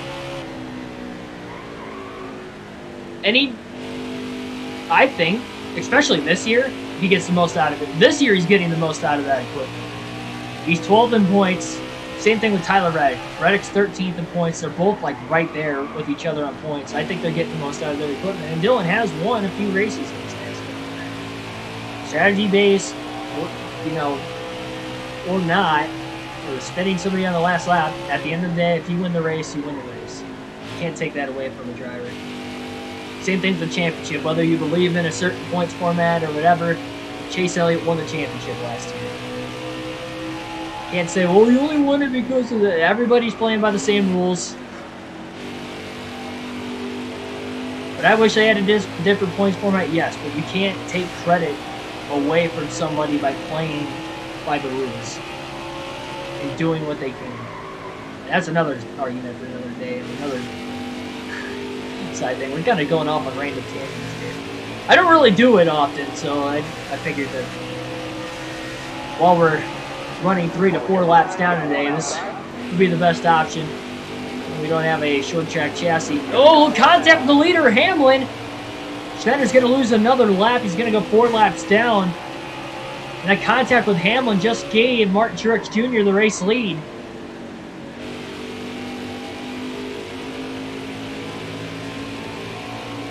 Still upset Harvick didn't win the championship. But you can blame Harvick for that, though. I mean, he had plenty of opportunities. He had all those playoff points, and he still didn't make it into the next round. Now, honestly, also, though, you got to consider the fact that Texas was not his fault. NASCAR should have called the caution for rain a lot sooner. I mean, they were basically racing in the rain on an oval, and that's what led Harvick to wrecking on that restart.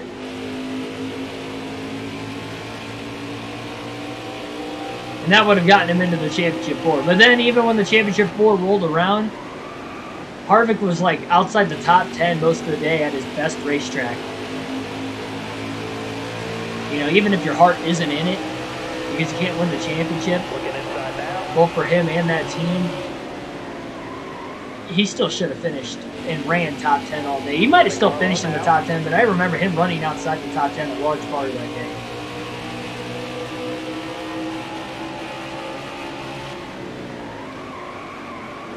But I can understand you being upset about Harvick not winning the championship, though. But you still got to give credit to Chase Elliott for doing what he did. Because he won it fair and square at the end of the day.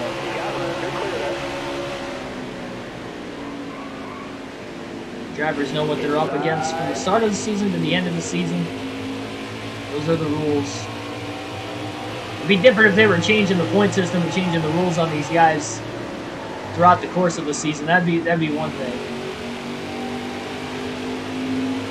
Which is the only gripe I had against the choose cone rule. But they didn't. That they changed the rules mid-season. I feel like they should have just waited till this year to do that. Especially the fact they did it like right at the end of the regular season at Michigan when they first tested it with like 4 races before the playoffs. Wasn't very wise, in my opinion, to throw a new obstacle in there right before your most important part of the season as far as racing for a championship goes.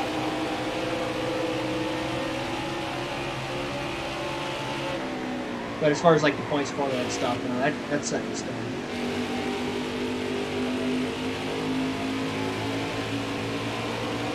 We'll get back onto this action right now as we have just over 100 laps to go.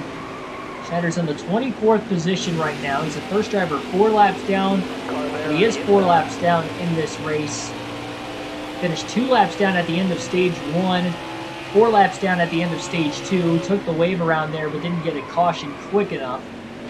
Everybody will have to pit once in this final stage at least.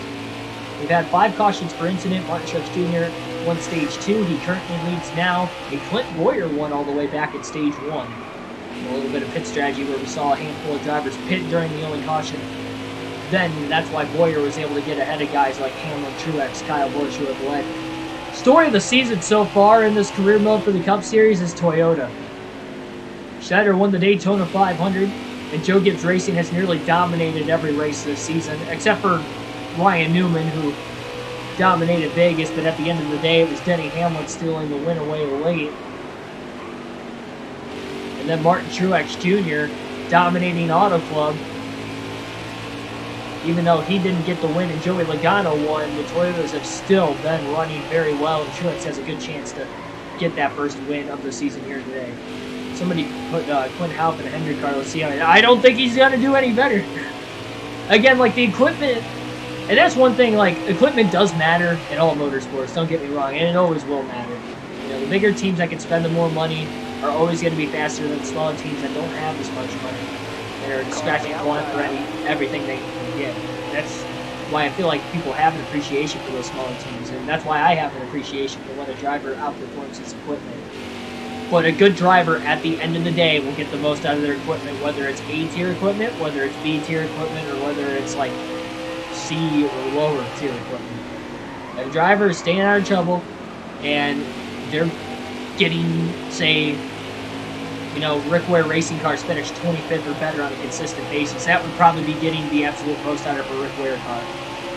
I don't see Rick Ware Racing really doing that on a consistent basis. So that tells you the drivers they have in that car, they're in it for the money. They're not really in it for those drivers that are younger, that don't have as much experience, are going to be cheaper than other guys. J.J. Yaley's really the only guy who consistently has awesome equipment that runs or has the credibility, I guess, to run that kind of equipment, really, and he's only running part-time anyway.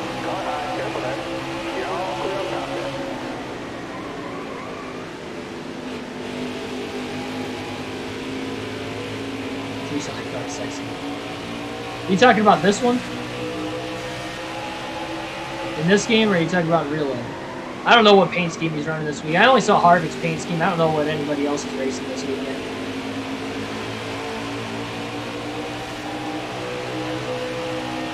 Less than 100 laps to go. Hamlin's taking the lead back away again, trying to win his second race early in the season. Hamlin leads the regular season point standings as well. This could be Hamlin's breakout season.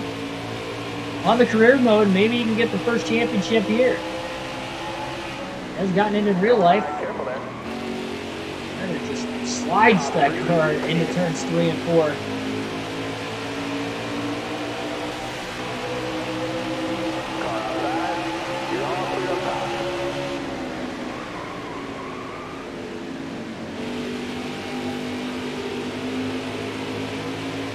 Elliott, he just passed him. Okay, so you are talking about the car. I was just making sure. Well, the chat's a little delayed too. Like I see your guys' comments in the chat. Like if we get like a heck of a battle or a close finish, usually like your comments don't pop up for me until they like a couple laps later. Or like if it's at the end of the race, it's usually delayed like 20 to 30 seconds.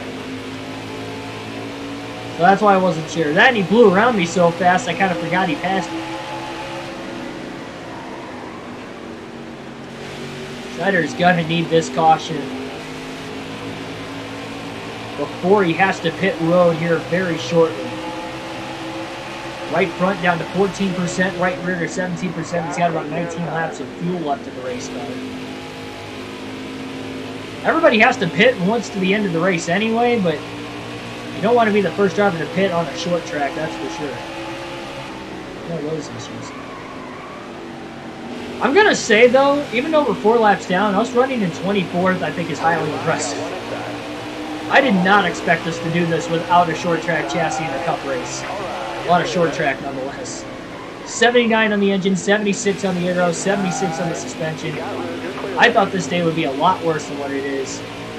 And it still could get a lot worse. We have just less than 100 to go still. But You're wearing those tires down, driver.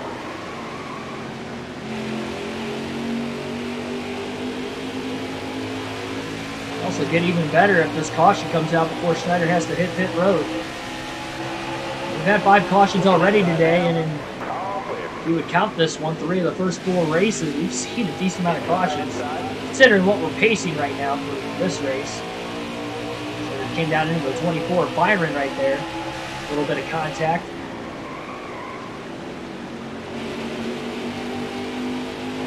Still holding on the outside lane.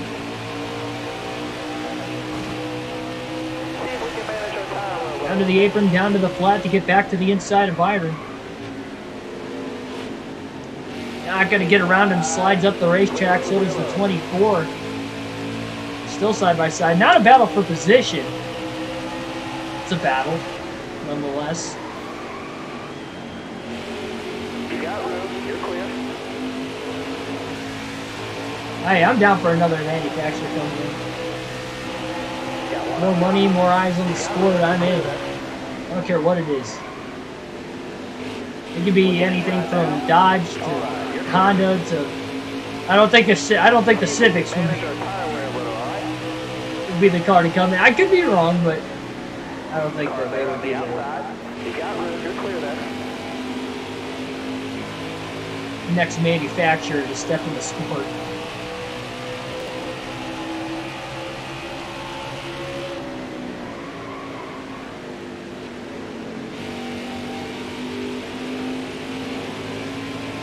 Unless these green flag pit stops cycle all the way through, which they could. If they do, that might actually work out better for Schneider. Considering he'll be the first one to pit, and he'll pit anywhere between 30 to 40 laps likely before everybody else. But ideally, he'd probably rather prefer there being a caution.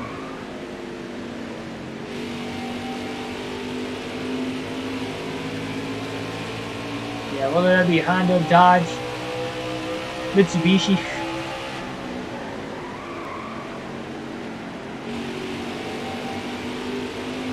I don't know. Volkswagen.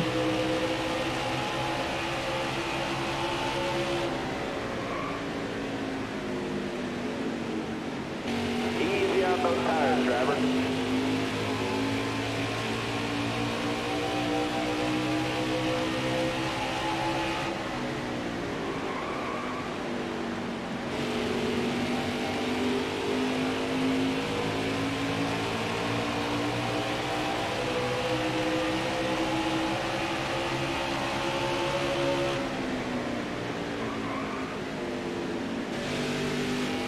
Schneider's pushing this as long as he can.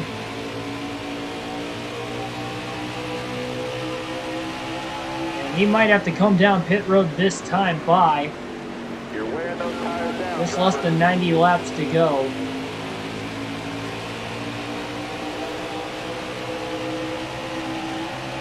Got 83 laps to go once Denny Hamlin crosses the start-finish line right there.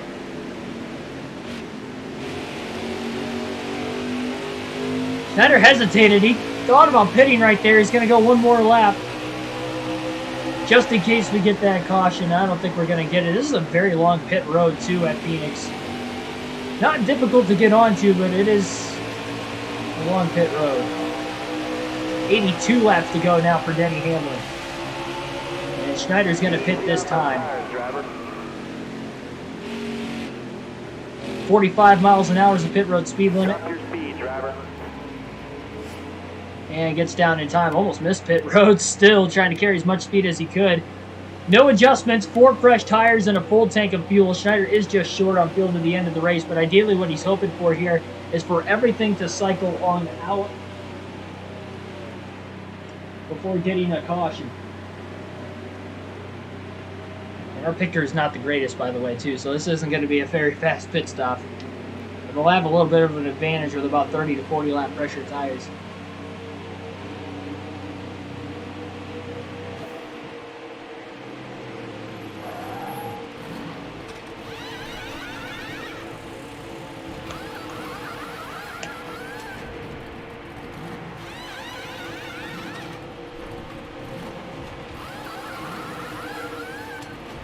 Man, what a slow stop. 20.6 seconds on that pit stop. The Nutritops 99 team cycling Schneider out to 29. 6 laps down. Ouch. I mean, we get a caution. He's taking the wave around again to get one of those laps back. But still, that is not ideal, and he desperately wants everything to cycle through here so he can at least get back to being 4 laps down again. Hamlin still might be faster, even though Schneider's got 30 to 40 lap pressure tires.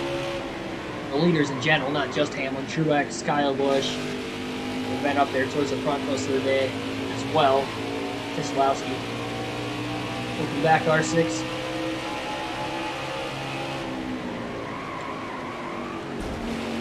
In the back of Corey LaJoie. Well, we know he's faster than LaJoie. Schneider was in 24, so he only lost 5 positions, despite losing 2 laps. Every position matters. Remember, that's just that much more money. Plus, we still have to finish top 30 in points for this win to count for the playoffs. And now we get a caution. Trouble down the back straightaway. Daniel Suarez has crashed, bringing out the 6th caution of the race. Tough day for Suarez, or tough break, I should say. It looks like his day is going to come to an end. Well, that'll be another driver will pass. Schneider's going to have to take the wave around. If that caution would have came out just 3 laps sooner, the wave around would have worked, but the original wave around, now he's going to have to take another one. Free pass, by the way, is going to go to Eric Almirola in 15th. Suarez will be done for the day. I do live near Findlay. I actually work very close to Findlay, just outside of Findlay. I live probably about 40 minutes away from Findlay. Northeast. We're going green. Northeast. Ready? Well, Schneider's 5 laps down. He's only got 3 lap older tires than everybody else, so that's good. And it's going to be borderline on fuel for everybody to make it to the end right now. Stay low, stay low. Obviously, Schneider's probably still a little bit short. For everybody else, maybe not so much. We'll see if we stay green to the end.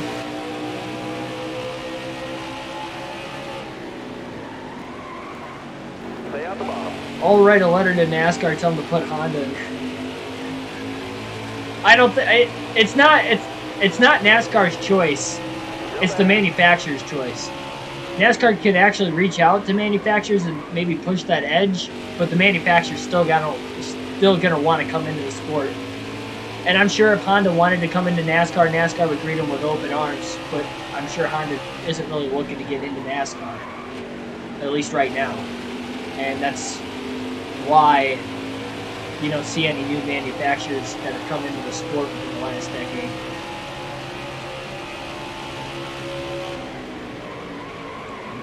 I just don't see the economic benefits, I guess, of it right now. And that's what the next gen car, one of the things it's hoping to accomplish.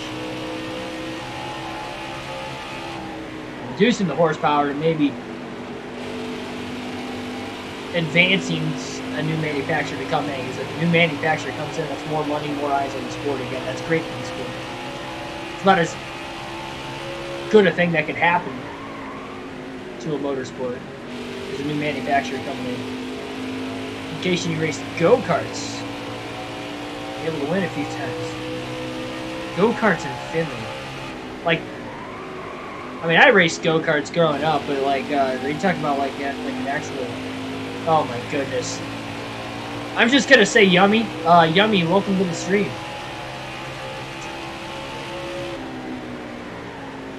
And then again, if the names are too provocative, I'm not gonna say the full name out. I'm not saying that one. What is with these names? It's like every night there's a new one. Well, we had Graven a night or two ago. And this one. We've had Dick's Trickle. Or was it? Yeah, Dick's Trickle, I think it was.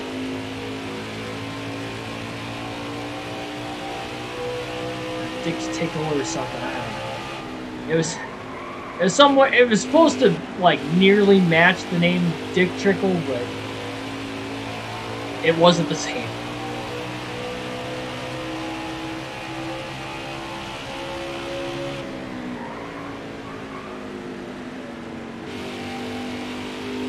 That was your dream for Honda to come into NASCAR.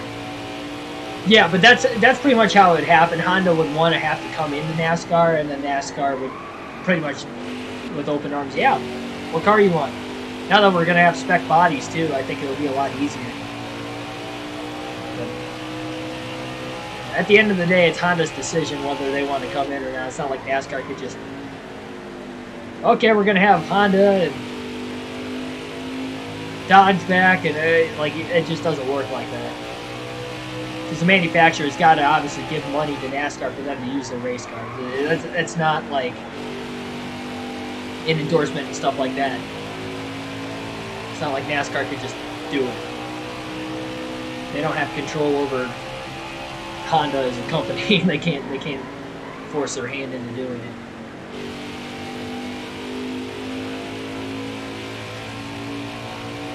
Billy, I'm not sure if you've been in the chat for a while, but welcome. I don't think I saw you join into the stream.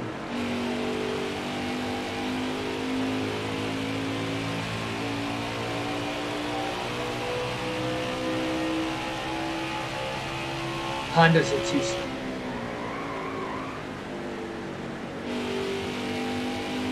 They're an Indy car, aren't they? Yeah, Honda's an Indy car.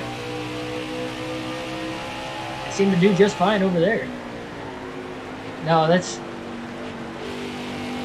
I mean, a stock car... They're not using Honda engines. I mean, you think Ford and Chevy are using Ford and Chevy engines when they... No, they're using race car, NASCAR engines. Stock car engines. Like, they're not using Chevrolet engines. It's just not the... It's just the Chevy, the Fords, and all those guys, like, as a manufacturer... Especially now, they all have the same engine, but it's not like an actual Chevy engine. Stock car engines. Just what goes into making the engine components that, you know, abide by NASCAR's rules that makes the engines different from one manufacturer to the next, from one race team to the next. Changed my name. Used to be Holden Balls. Dixon. We all know about Dixon. Bukaki earlier today, and Graven. Your account had to close, so you created a new one. You literally came in as one of those other two already today, I believe. I think you came in as Bukaki, like, at the very beginning of the stream.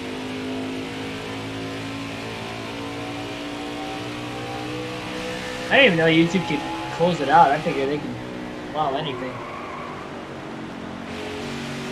Guess I was wrong.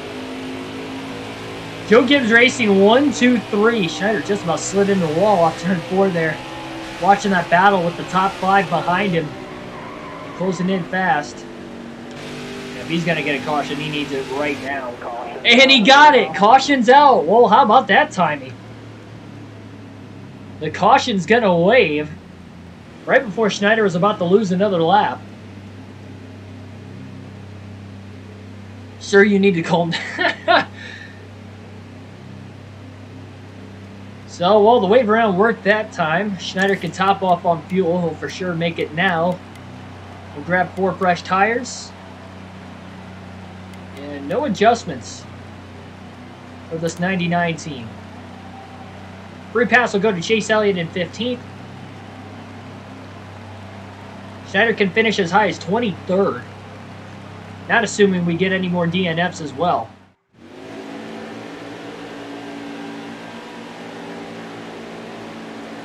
Oh, I don't think it's the username. Be ready here. Hammer down. Got one. Green flag back in the air.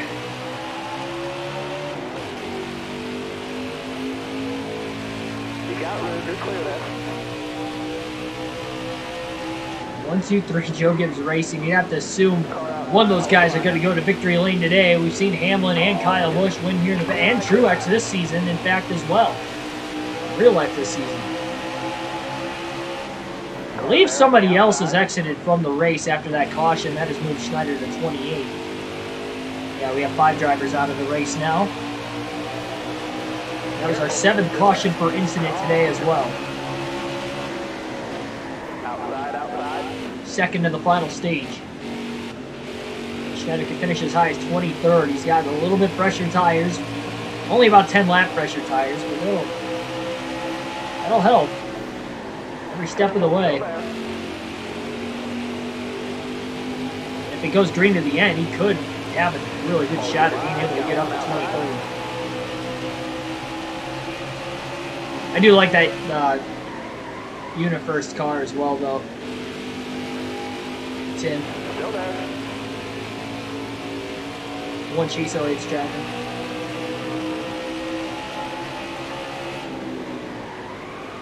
Stay on the bottom here.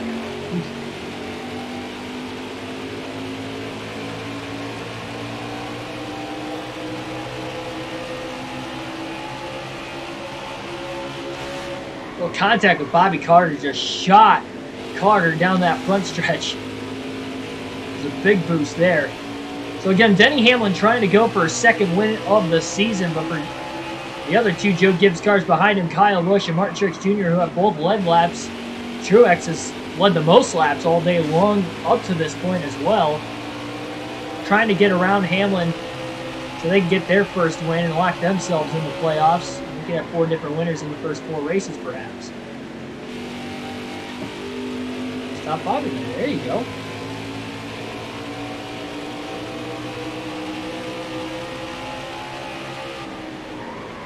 There is Kyle Busch out in front, off turn 4 to lead that last lap at the line. Making his way around Denny Hamlin. So everybody's good on fuel to the end. I don't think we're going to be seeing anybody else, at least towards the front of the field, making a pit stop if we get another caution. At this point, every pit stop going forward, Schneider's likely going to pit every time to take fresher tires.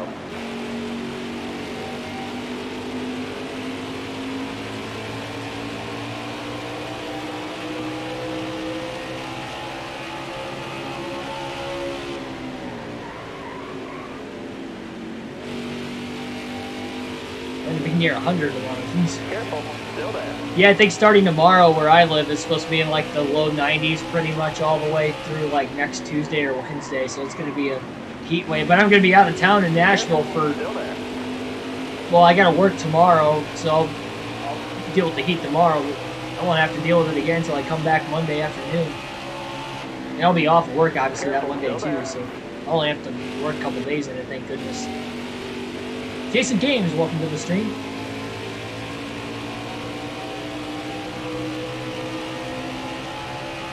Nashville's going to be hot this weekend, though. See, that's the thing. It's probably going to be more humid there than what it is here because it's further down south and closer to the equator. So, although I'm getting out of the heat in Ohio, it's probably going to be even hotter down in Nashville. Temperature-wise, it's supposed to be about the same. It's supposed to be like in the low to mid-90s all weekend I'm down there, but it's probably going to be a lot more humid, so I'll hope for the best. I'll stock up on water for that Cup race on Saturday. I went to Chicagoland in 2019. It was 99 degrees that day, and the heat index was, I think, like 105 or 106. That was hot. If I can make it through that, I think I can make it through anything heat-wise at a NASCAR track. Darlington was pretty hot last year, too. It was like 95 during the day, but the race was at night, so it cooled off. Like, by the time the race started, it was still like about 90 degrees, but once the sun went down, I think it was like in the upper 70s by the end of the race that night, so it was pretty nice. And they're closing in on Justin Haley. Takes the deep dive to try and clear Bobby Carter down the front stretch. The dog leg. Oh, Carter!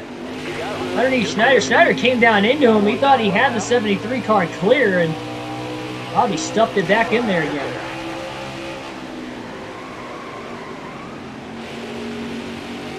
Schneider's been sliding around in turns 3 and 4 all day long. Running down to the apron again. 50 laps left for him. I guess because he's 5 laps down, there's only going to be 44 to go this time by for Kyle Busch, who tries to get his first win of the season.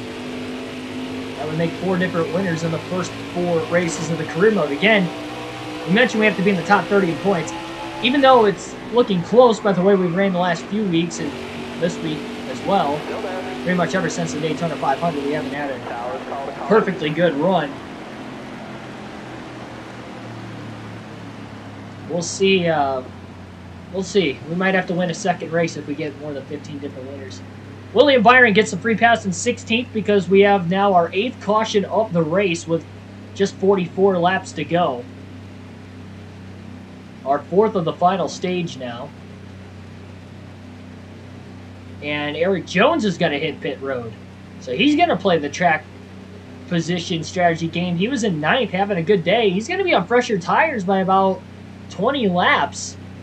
We'll see if he can work his way to the front. We've seen the other Joe Gibbs cars have success. He's had success. He's been in the top 10, but hasn't quite sealed the deal. Suarez, Dillon, Timmy Hill. Let's see who else was out of the race. I tried to get through the names. Schneider stays out of the pits again. Probably should have pit right there, but he can't move up any higher than 23rd anyways. We'll see. Green flag back in the air as Kyle Busch will lead the field to the green. Schneider goes 3 wide into turns 1 and 2. Underneath Ryan Preece and Corey LaJoie, both for position. And he'll clear Preece off turn 2. Good restart on that inside lane. Now he side drafts LaJoie down the back straightaway. Underneath Christopher Bell for position. How about Joey Gase? 23rd. What a day he's having. Schneider down to the apron through the dogleg to stay alongside the 95 of Bell into turn 1.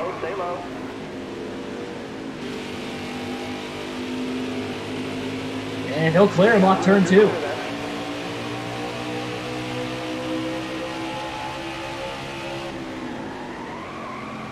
Still there? I did not ride a motorcycle. I've been told by people I know that I look like I would be someone who would ride one. I really thought about it though. I still contemplate it to this day. I'm sure one day I'll end up probably budgeting in on it. No guarantees right now. The only reason that I haven't got one is just the safety of it, really. You know, it's like, I really do love my life. I love, maybe not want to work at the job I'm working at, my entire life, but it makes really good money for what I do now, and they give me the time off that I could go to NASCAR races pretty much whenever I want, and I could work on the YouTube channel, and they respect that. And for it not being big, I greatly appreciate it, because my last job would not have let me do all these things. So greatly appreciate it. Contact with Chastain there off turn 4. Schneider remains in 24th, but anyway, greatly appreciate him for that. And appreciate you guys, because if it weren't for you guys watching these streams, watching these videos, watching anything on the channel, I don't know if I'd still be doing this. I mean, you got to figure we've done this for a year, and I love doing it. I love giving you guys the entertainment. I love that you guys keep coming back for more. That strives me to keep doing this, for sure. I love everything that's going on, and to go back to the motorcycle side of things, it is dangerous, and I've heard of accidents even in the small town that we live in, not in town, but out in the country. It's because people are unaware. I mean, they're harder to see, more reliable, not only to get into accidents, but obviously because you're exposed, more liable to get seriously injured and to have to put a stop to these things would be tough. Like, even if it is short term and I could, get back up and ride again someday, or, if it is something that would be life threatening, that I'd have to stop completely what I'm doing, the rest of eternity and have it all come to an end. Sure, I mean, that is something I do contemplate with it, and that's why I haven't gone in on it. I haven't got my motorcycle license. Haven't gotten it. So, I mean, honestly, if I didn't have the channel 2 years ago, I probably would have gotten it. But, doing all this really kind of changed my perspective. Really just on life in general. And I always been a positive thinker, but I think a lot more so in the last couple of years. I'm just only, growing more information in the future. Well, that strategy call for Eric Jones seems to have worked out, because he has just taken his first lead of the race with 32 laps to go here today at Phoenix. Those tires will likely even out after a certain point in time, and he will catch lap traffic before the end of the race as well. So we'll have to see how all that is going to pan out.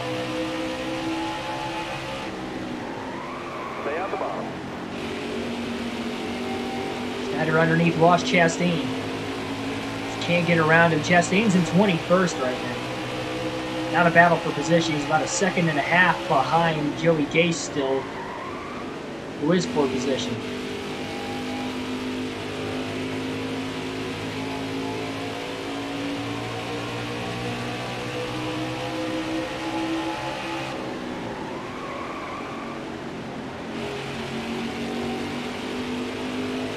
Here's Marine. Welcome to the stream. 30 laps to go for Eric Jones to try and get his third career win. And we kind of figured that a Joe Gibbs Racing Toyota would go to victory lane here today, but we thought it'd be Hamlin, Truex, or Kyle Busch. But now Eric Jones has entered himself into the fray, and he seems to be pulling away right now on those pressure tires. He had about 20 lap pressure tires. He was the only lead lap car to pit during that last caution. Still there.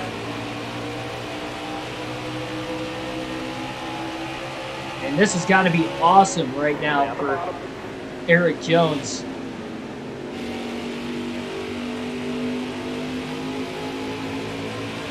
They're still trying to get around Chastain again to the inside through 1 and 2. Stay down low into 3 and 4 and finally complete the pass on him. Jones being on those fresher tires, Schneider might lose another lap before the end of this race. Well, was 6 laps down.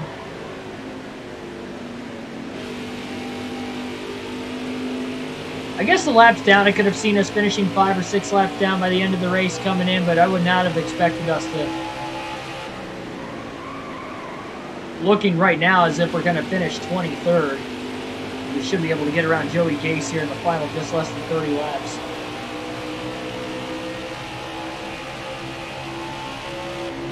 I am not cut out for the military. I'm like too nice of a, like, I definitely wouldn't be able to. I don't even like the idea of hunting. Like, I don't want to hunt. Like, other people do it, I can see why they enjoy it and stuff. That's not for me. Like, if I shot an animal, I'd probably get emotional, honestly. I don't think I can do that. I honestly don't think I can do that. Let alone with humans, even if there are, the greatest of people that were, taken care of. I would not be able to, I would not be cut out for the military. I'm telling you. I think I'm athletic enough, but I don't, emotionally, it would take a toll on me. They beat me down pretty bad, too, and I don't think I can handle that emotionally. I give props to anybody that can, for sure, because I know I sure as hell can. Trying to make a move on the outside of Joey Gase. Bottom was all clogged up with Joey continuing to run that inside lane. His good day continues for Rick Ware Racing. I mentioned if he can finish top 25 in Rick Ware Racing equipment, that's getting the most out of it. Joey Gase here today is getting the most out of his equipment. Well, we had that top 10 of the Daytona 500 this season, too, so a couple of pretty solid runs for that team to start the year, to say the least.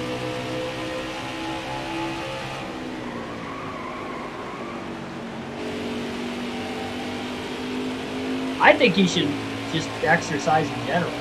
Exercise is good for your mental, physical health.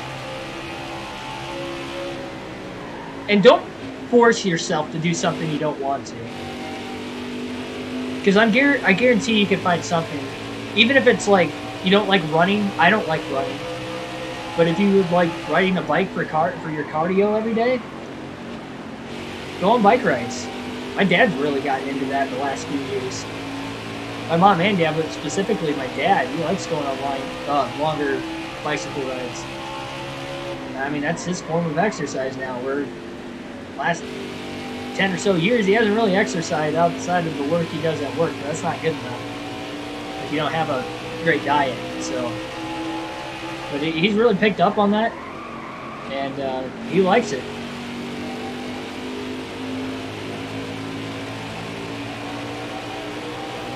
I know I need to get back in the gym. Well, not like in the gym. I want to start buying my own stuff.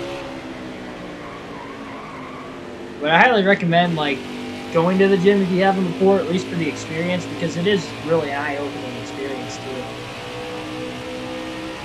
And there's stuff you can find online to make sure you're doing stuff right so you don't hurt yourself, because that was my big thing.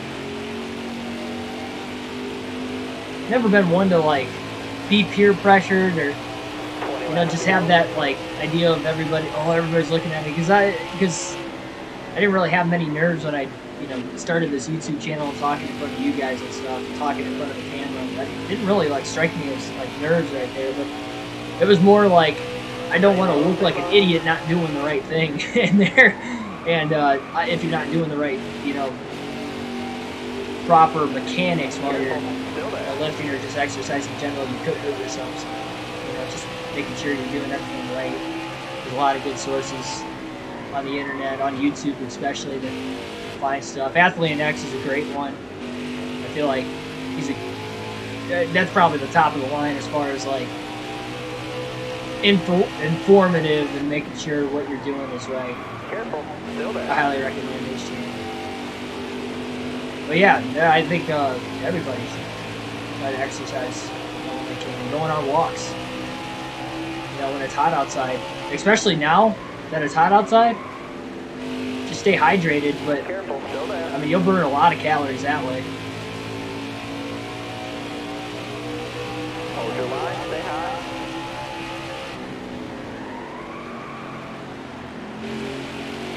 He's been trying to get around Ricky Stenhouse for a little bit now, much like he was with Ross Chastain, and Eric Jones is slowly running him down.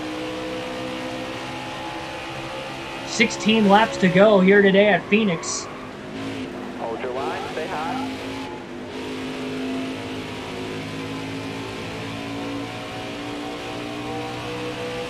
I don't think anybody had Jones picked to win this race until he pitted for those fresh tires under that last caution with 44 laps to go. Took a little bit longer, again, until about 32 to go to get to the lead, but he is holding him off right now, and he is picking up and putting down these lap cars. He's got to continue to get through lap traffic, because again, those tires are either already even out or they will even out. He needs to by then maintain his gap, because he's not as fast as his teammates today. In contact with Stenhouse, Schneider to fall in line behind him again, and again goes to the bottom lane, trying to get around Ricky. Cut all the way down to the apron now that he's finally back on the bottom. Still trying to clear Stenhouse, and he can't really do it. All clear up top. Got one peeking outside. You're all clear up top there.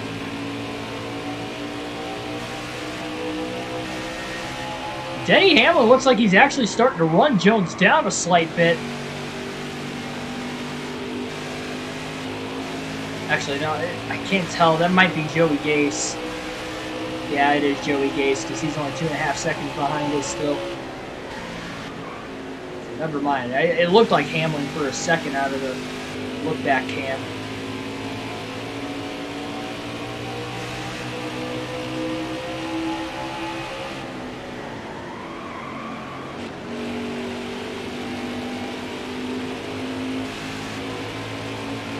Just got around Ricky Stenhouse Jr. 12 laps to go for that Jones boy to try and go to victory lane again for what could be his third time in his NASCAR Cup Series career. early in the season. Another race where Truex dominated or Kyle Busch ran extremely well. Both competed for a win. They're not going to get it done. Whether it's their teammate going to victory lane again, a different one this time other than Denny Hamlin, or just somebody else like Logano won yesterday.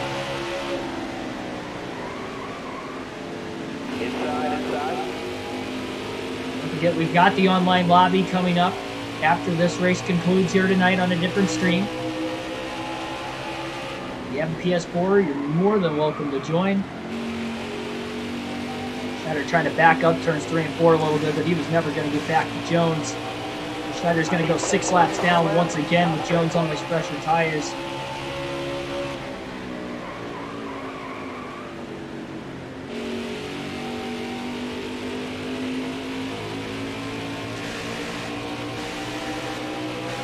I think I see Clint Boyer actually up to second place now. Careful, still there. Another driver who hasn't won yet this season, and Boyer won stage 1 earlier in the day and has been in the top 5 for most of the afternoon.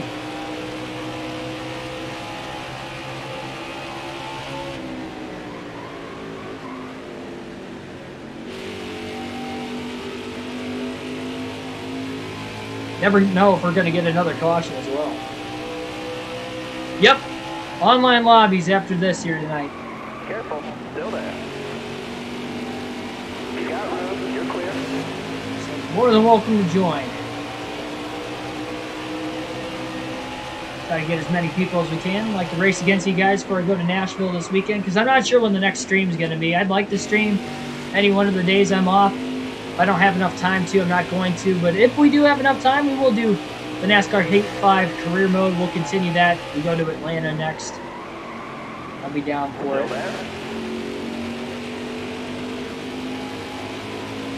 Not get around Cole Custer. 7 laps to go for Eric Jones. Clint Boyer desperately trying to hold off Kyle Busch. Bubba Wallace starting to hold Busch back a little bit, and there's Hamlin all the way in fourth. He's got Clint Houck to get around still as well. Schneider finally works his way around Cole Custer. Custer's going to cross him back over, though, it looks like. And clear him off turn 4 anyway. Will do, Tim. We'll start the stream, too, so... Again, I'll just try to get that started up as quick as possible. I'll just refill my water and get straight into it. I ate before we started streaming tonight, so I'm good there. But yeah, we'll stream for about an hour, hour and a half. Do some online lobbies. Stay on the bottom. 5 laps to go. 5 laps remain here at Phoenix. Clear low. Schneider sends it into 1 and 2. Trying to get back around Custer. Boyer's been held up for a little bit. He finally makes his way on by. And now Custer goes down to block the 18 of Busch. Hamlin closes in on Kyle Busch for 3rd place. 4 laps to go. Jones desperately wants to get to that white flag. Already had 8 cautions today. He does not want to see another. This is the 3rd of the first 4 races this year that we have seen 8 or more cautions. Stay on the bottom here. We had 8 back at Las Vegas, and we had 11 in the Daytona 500 as well. So we have had a lot of cautions Stay on the bottom. in these races early in the season. But as these drivers get more informed with the race car, they get in the groove of things, we'll probably see less cautions as the season goes on. But maybe a little bit of a sloppier start. We'll see that from season to season.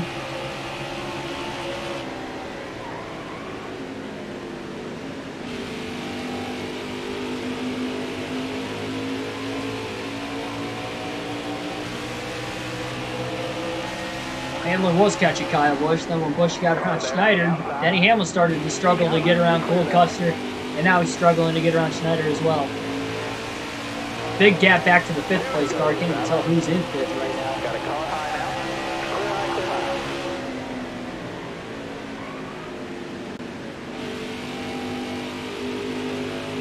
Inside.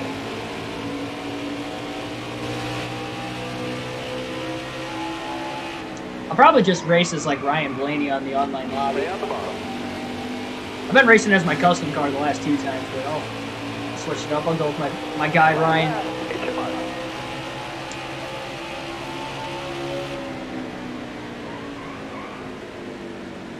2 laps to go for Eric Jones.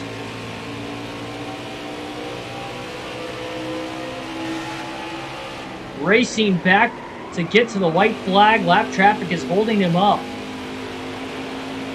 But I still don't think there's enough time for Boyer to run him down. And actually, never mind. That was the last lap. What? I was thinking we had 2 to go still. I forgot. I mean, we were 6 laps down, so I was trying to do my math in my head of how many laps we actually had left. I guess that was it.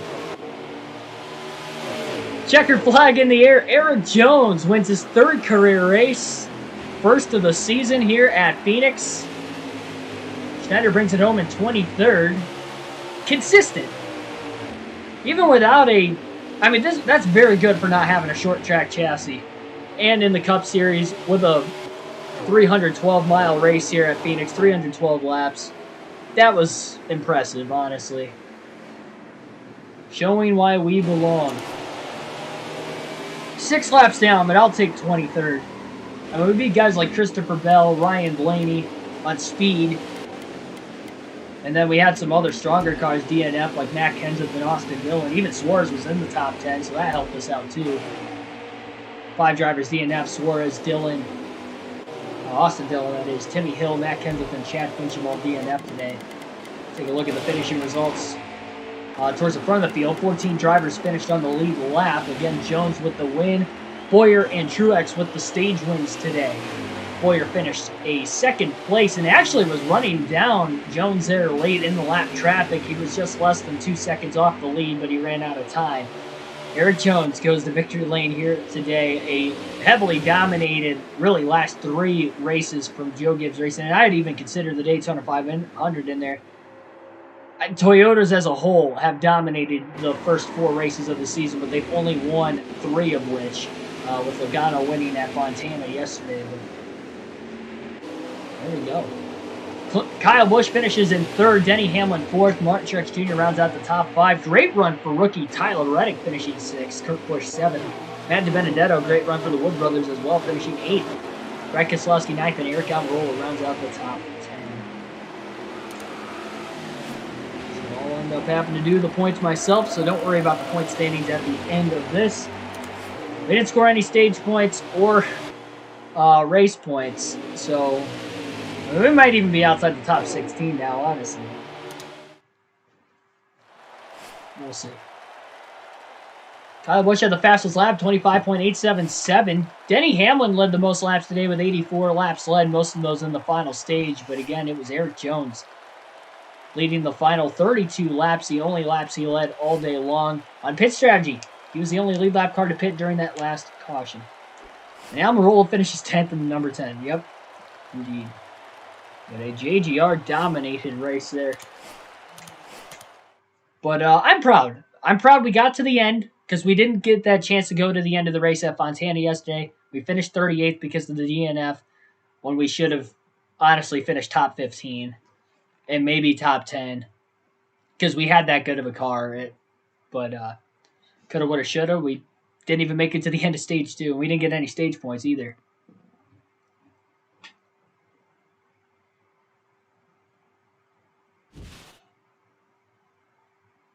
Yeah, you need PlayStation Plus. I'm sure you could, like, pay for it 1 month at a time, too. You could probably get that package so you only have to spend, like, $10 if you don't play online often. And if you don't want to play online, like, say, next month or something, you don't have to pay for it.